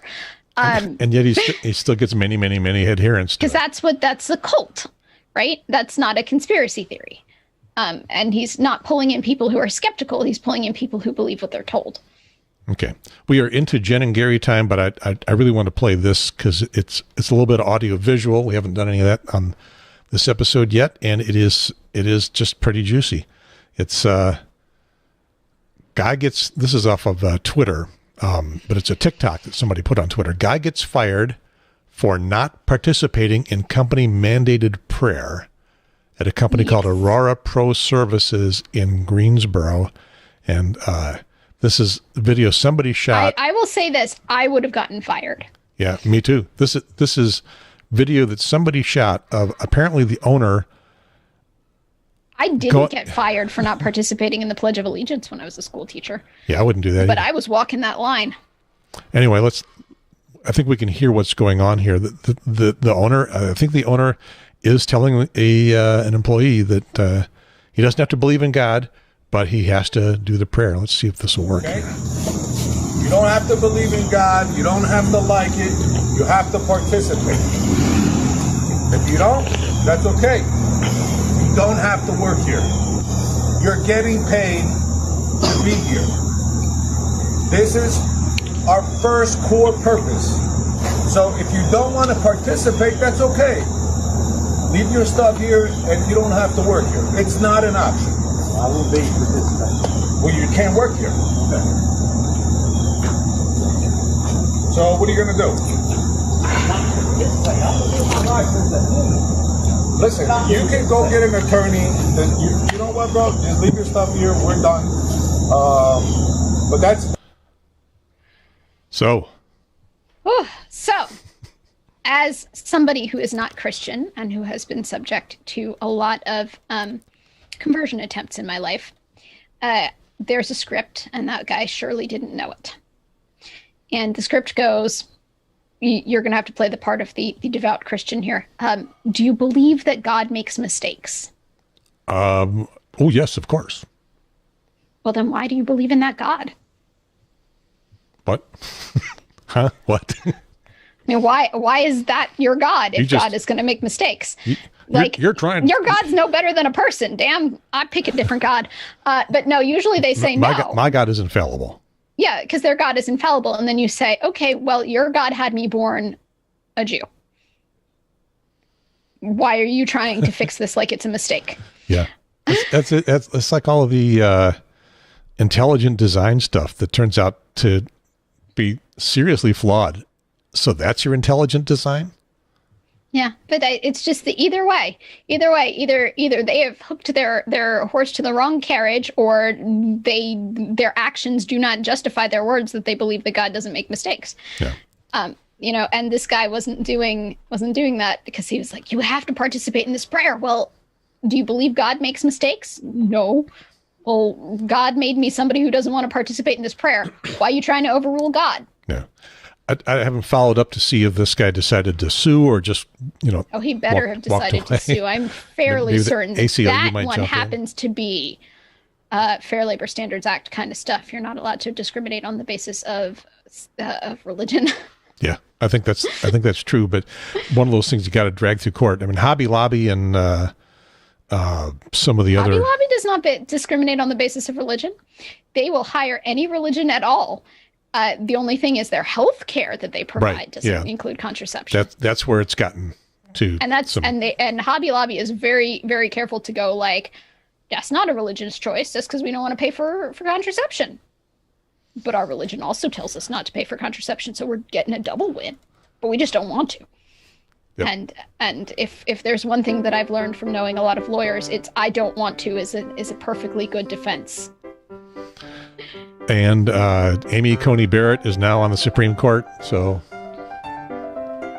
see what happens. I have faith in jurists to be jurists, and if any branch of the government is going to end up being professionals, it's going to be the Supreme Court.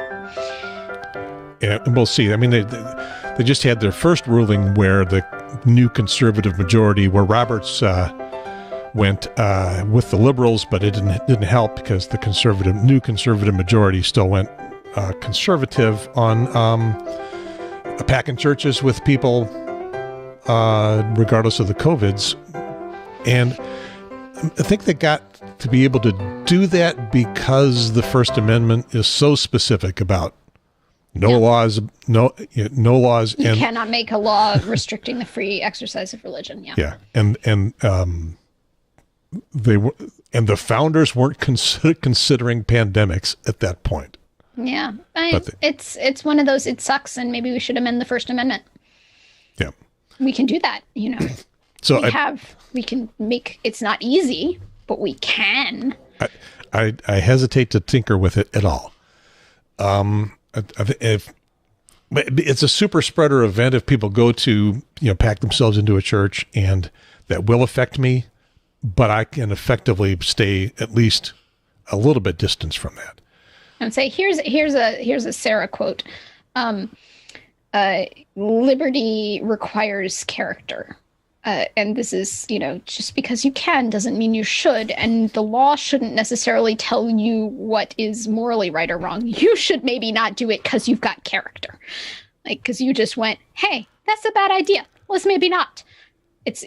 You don't always have to wait for things to be illegal. Yeah, big time. The idea that just because you can doesn't mean you should. That's or as the libertarians like to say, liberty requires character. Cool.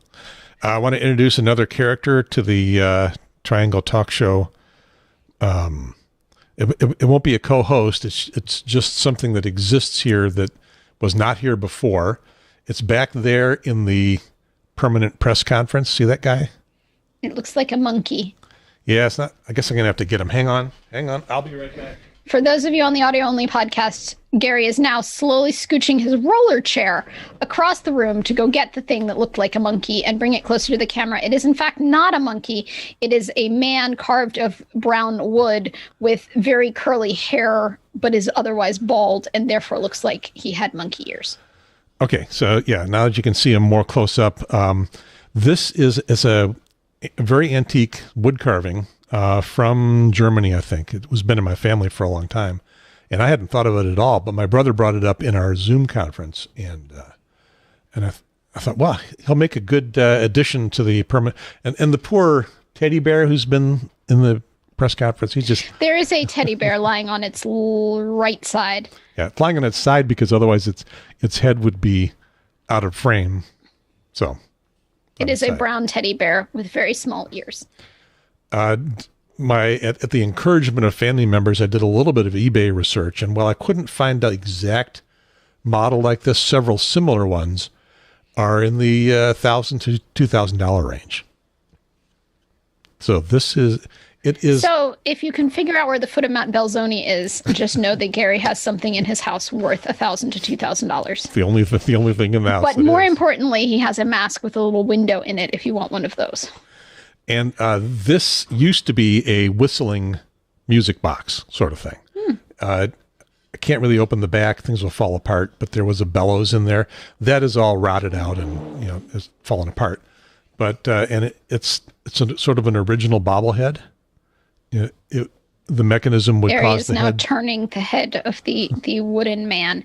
Yeah. It does pivot on its neck. Yeah, and probably maybe the micro cam will be detailed enough to see this. Yeah, you can see that his lips actually form a little hole, and that's where the whistle, like he's whistling. Yeah, that's where the whistling came out. And now that I'm looking at it closely enough, I thought his eyes were covered up by the glasses, but no, he's got eyes. And the glasses are, just pinched down his nose a little bit. Yep, he has pince-nez glasses, which are the name of the glasses that pinch the tip of your nose.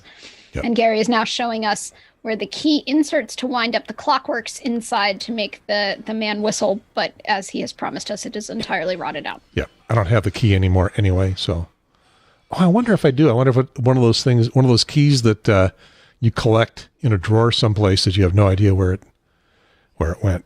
Anyway, Whistling Man, a new addition to the permanent press conference permanent behind press conference, Gary's head, along with the roaming gnome, and apparently no longer the teddy bear. Teddy Bear's taking a nap. Fine play. Teddy Bear got the vaccine, and Teddy Bear is taking a couple of weeks off to just be a little sick so they don't get big sick. So, television watching. Yes. I need one app to rule them all.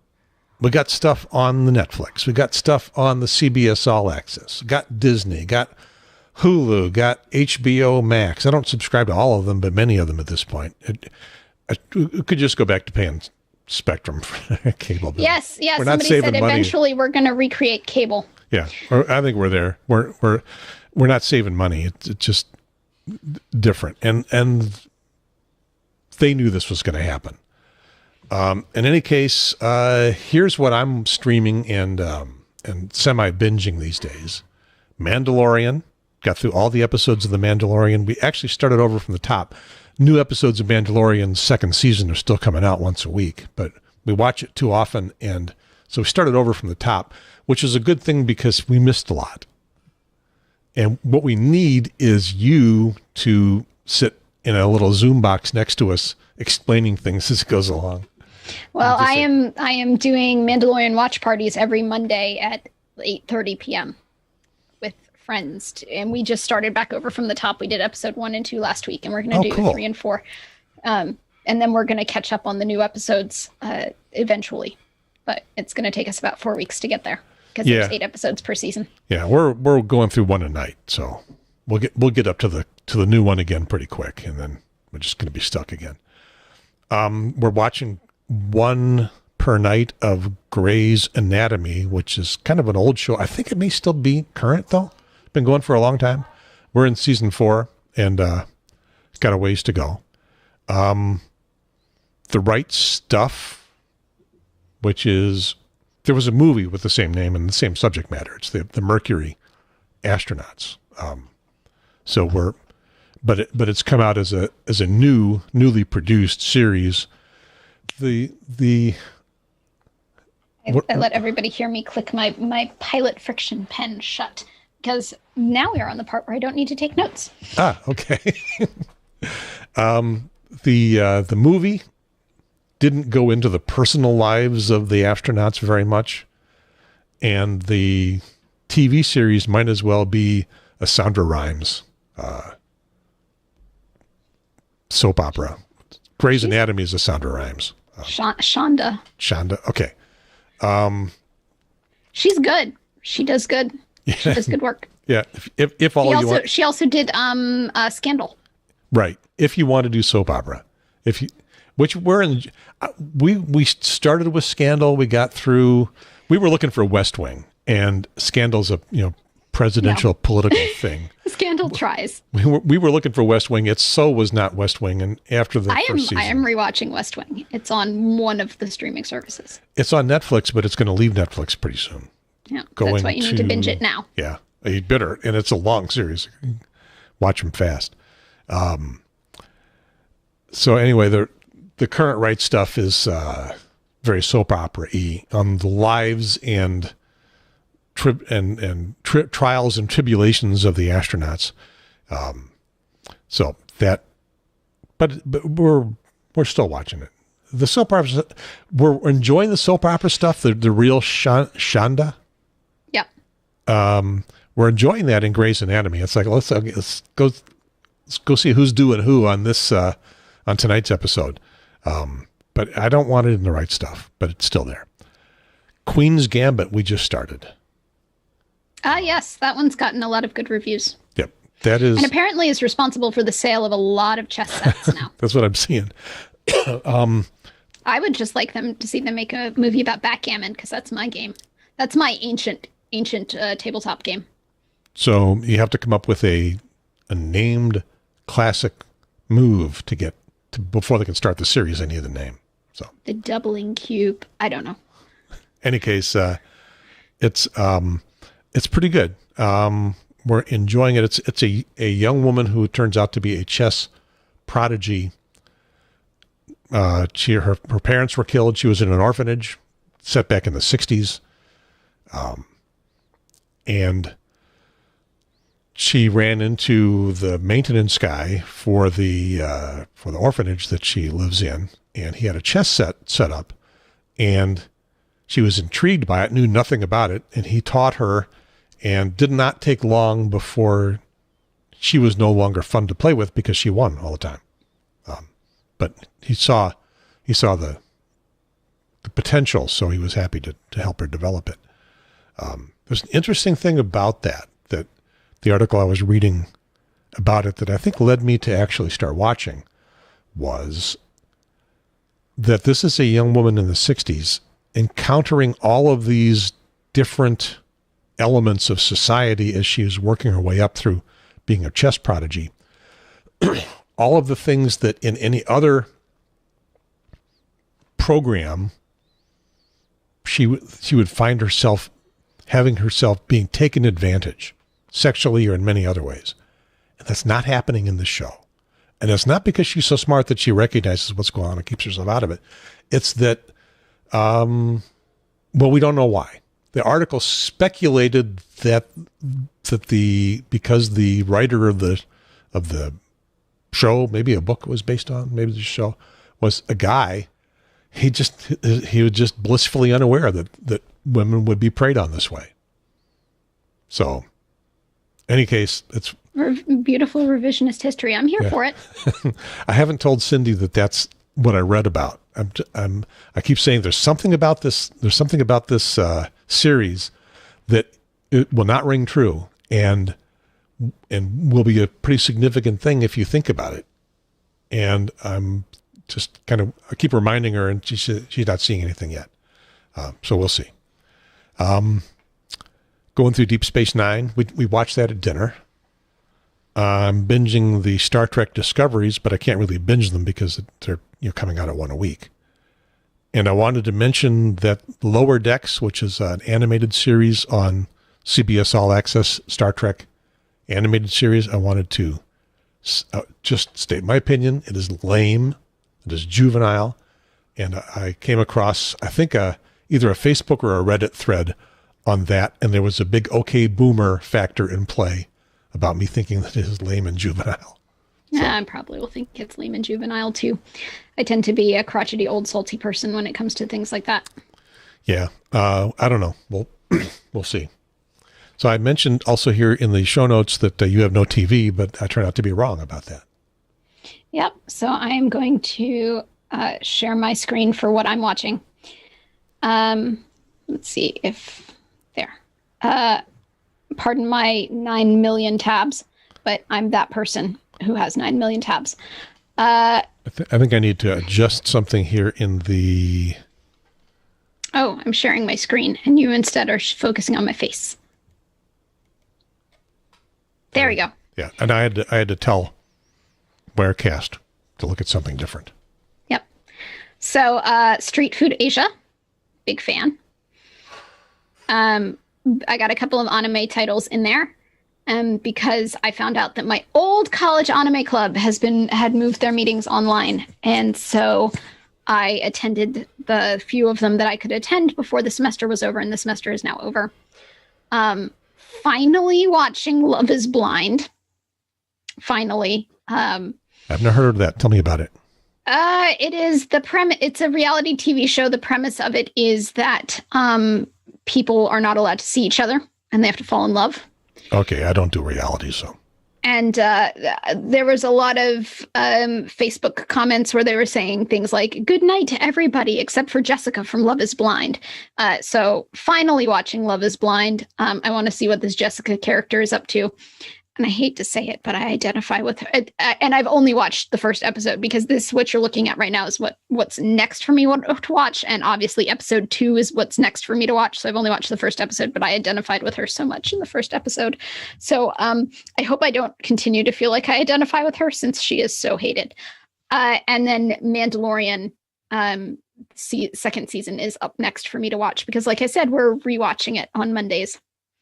Yeah, if you can keep yourself to one a week, I mean, it's still going to end. These things that are seasons are like 10-episode seasons. Like, what's up with that? What's up with a 10-episode season? Oh, that's very British. In England, they have like 8-episode seasons and 10-episode seasons. It strikes me as very British, very European. If you want to go back to showing my screen. So I like Tracked, TRAKT, .tv. They'll track your media intake. Apparently fantasy is my greatest percentage. Science fiction is coming in next. Anime, drama, adventure, action, comedy, mystery, crime. Okay, and then documentaries. The bigger the bar, the more you watch of it. Yep.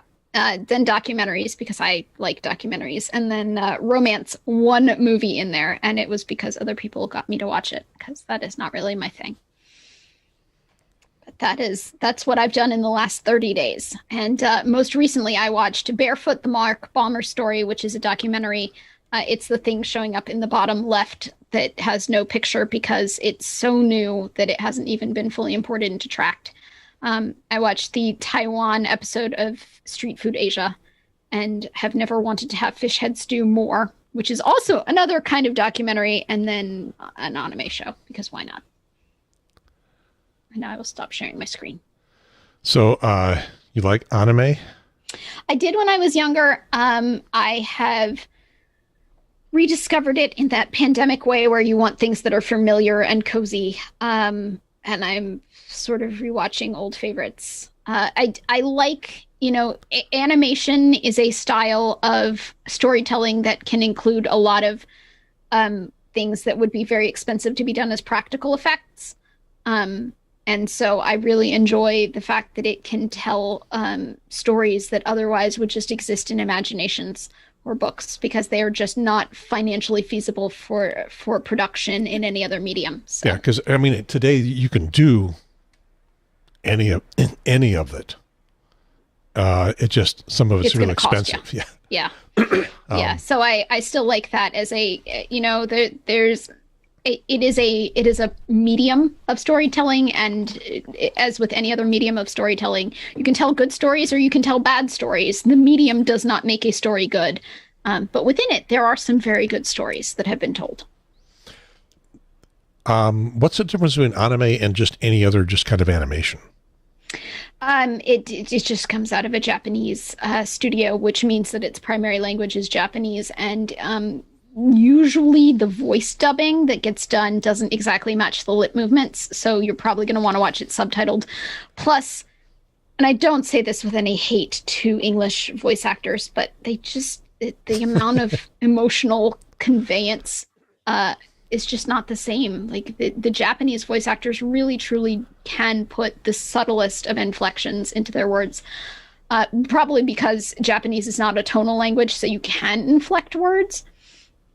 Whereas tonal languages like Mandarin, if you try to inflect a word, you've completely changed the meaning.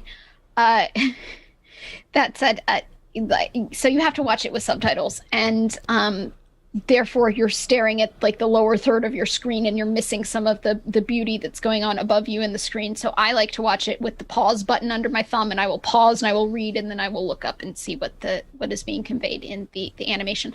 Whereas regular animation take a lot longer. Yeah, and say regular animation is, it's in English. That's my easy answer. It's in English, and you're going to watch it in English, and you can turn on closed captioning if you need to, because your language processing skills just aren't up to snuff, or your hearing is going. But you're going to be able to.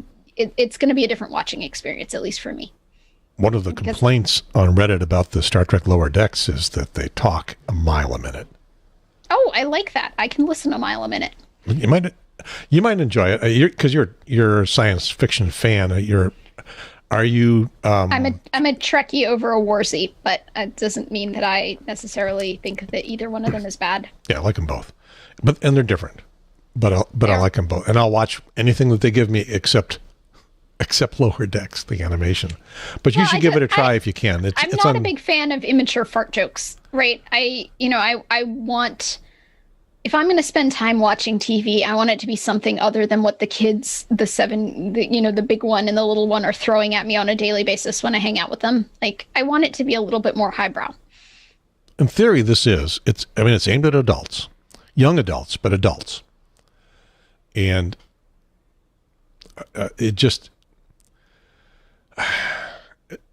it offends the Trek, as one comment made. I can't believe this is considered canon. And canon, do we need to explain what canon is? I guess we probably do. Anybody who's had any sort of religious upbringing better know what a canon is. It is the material from within that sphere of influence that is considered official. Yeah, the official history and people, all of the stuff that goes to creating a fictional universe. Which, sadly, I was going to extend it to, talking about Catholicism and how they had many councils to decide what was canon. But like I said, a fictional universe. Yeah. At me. Go ahead. At me. At Talk Triangle. I don't care. So Star Trek has got canon. There have been books and stuff written and fan fiction shows and stuff that's not canon. The things that happen in that universe, people that exist, events that took place, do not qualify as being official in the Star Trek universe. And they're having controversy, I guess. I don't know if it's trouble, but controversy, because a lot of the stuff that is coming out now, the Discovery program, that are basically prequels ahead of the original series, TOS, the original series. And they've got to walk some thin lines that they don't violate canon, or they create new canon that then has to be explained in the context of the shows that came before, but in the timeline of the universe that came after. I was never that kind of a stickler. I just want to see a pretty story. Yeah, and there are fans that love to dig into looking for violations of canon. Oh, yes. I love those people in the sense that I'm glad they're doing the work so I don't have to, because I just want a pretty story. Yeah. And I don't have to extend the brain power on what did and didn't match. They will write up an extensive thesis on this, and I can just read it later. Yeah. So, as I understand it, this Star Trek animation Lower Decks, which it's based on the level of the crew below what on all the other Star Treks would be the main characters. Yeah. The captain exists, but is not a main character in it. Just comes in and out. They actually had an episode of, I don't remember if it was the original series or Next Generation, called Lower Decks. And it was an episode featuring people that normally get killed in an episode if they get a line. I guess we need to explain that. If especially in the original series, if you had a red shirt on and you got a spoken line, you would be dead by the end of the episode. Yes. And that is so routine that the jokes were, don't give me a line. No, don't make me speak a line. Because your character would be killed off. And from the actor's point of view, you would no longer have that job. Although you probably only had that job in one episode anyway. To be fair, you do have a significantly larger paycheck if you have a spoken line. Yeah. So but they'd rather get 6 shows in a row than... Well, I was going to say, I wonder what the break-even point is. Like, is it 6 shows in a row? Is it 4 shows in a row? Like, at what point is not having one show with a spoken line make financial sense? Yeah. And I know I was on Eastbound and Down, and we earned $60 for one episode, whereas the people with a spoken line had like $100 and something to $500 for that one episode. So, okay, so that gives you... I mean, you'd have to be on the show a lot in today's money. Yeah, it just may be that I'm giving you conventional wisdom as opposed to reality. That, don't give me a line just because your character's going to get killed off. But financially, it may have been a better deal. Plus, it's something you can put on your demo reel and say, I had this line in Star Trek. And so yeah, when you don't speak, you're an extra. As soon as you speak, the Screen Actors Guild negotiated rates come into play because you're a guild member and you're protected. Yep, I earned myself some SAG-AFTRA money back when I was doing the Travelocity commercials, which is why the roaming gnome is half of his face is there behind me. I did voice for not his voice. That was Harry Enfield, British comedian. But I did the American announcer voice for that stuff, and made a lot of money, paid for all this stuff. So, all right, past 6 o'clock, time to go. Time to turn into a pumpkin, or more importantly, order dinner to be delivered because it is Sunday, and Sunday is delivery dinner day. So I don't know if you'll remember, but a couple of weeks ago, I'm looking for the image that I've got to use to go along with this, and I might not be able to find it. It didn't preload it. A couple of weeks ago, we were looking at a cartoon, a Big Nate cartoon, where the occasional appearance on the strip screwed up the over and out sign off and said over and under. Well, that turned out to be a complete week and a half, maybe 2 weeks worth of a strip. Just kept on going and going and going. And this isn't even the end of it. This was somewhere in the middle. Would you like to? So the boy with the curly hair says, "Prepared to be dazzled, Mrs. Shiplowski. I'm going to drop a sign off that's way better than Arthur's." Yeah, Arthur was the foreign student who butchered the over and out. Over and under. Yes. And so now Mrs. Shiplowski says,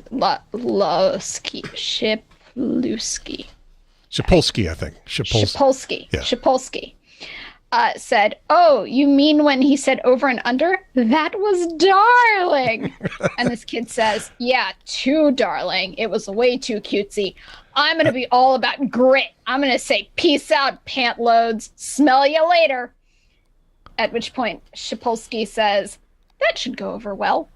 And then he said, "And then I'm going to add a fart sound effect and end it with a bang, I always say." Okay, so am I supposed to say peace out, pant loads, smell you later? Well, I don't know whether that would be a good idea or not. Well, I don't have a copy of the strip where he actually is on the PA system. I can make fart sounds. But he basically chickens out and he I'm glad we're already pushing the explicit button. Although I don't know if that would require us to push the explicit button or not. If it was a real fart, probably, yeah.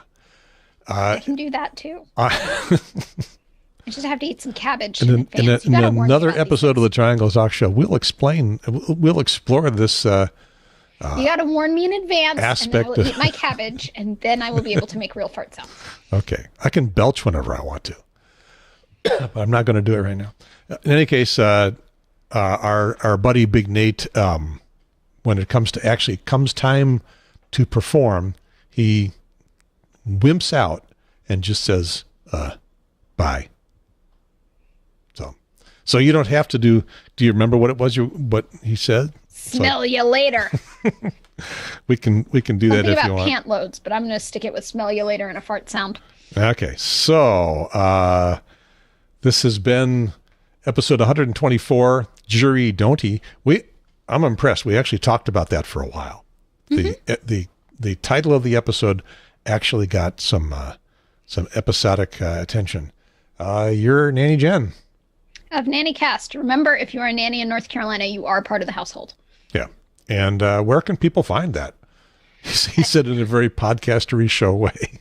The podcast is at nannycast.com. That particular information can be found by emailing the governor's office or the state attorney general, because the governor's office is just going to forward you over there anyway. Okay, I was actually asking about where the podcast can be found. It is produced bi-weekly?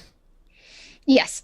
Well, one new episode a month, and then we have a second episode every month, which is something awesome from our archives that is still applicable, because we aim for evergreen podcasts. And sneezes. We aim for evergreen podcasts, so practically everything that we run is still applicable, and we bring it back in a timely manner. So if you are a nanny or just interested in things nanny-ish, the Nanny Cast. And Nannycast.com. It is also on everything that you use to listen to podcasts. Has your participation in the Triangle Talk Show affected your performance in the Nanny Cast in any way? No. Because here you're freewheeling personality. You can say and do whatever you want. Remains scripted. Okay, so it hasn't, because we were talking about our other favorite podcast, Make Me Smart, and how it's Kyra's Doll and Molly Wood, and they came into it from two very different directions. Kai came into it from broadcasting, and Molly came into the Marketplace mix of shows from podcasting. She had trouble becoming a broadcaster, and I contend that he had trouble becoming a podcaster. And so he learned to loosen up on the Make Me Smart podcast by quite a bit. And I think I hear that in his broadcast. I can code switch, and I've always been able to. But I think I can hear him being more. He doesn't become podcastery in the broadcast, but there are elements where he's looser in the broadcast, in the regular 30-minute Marketplace broadcast than in the podcast.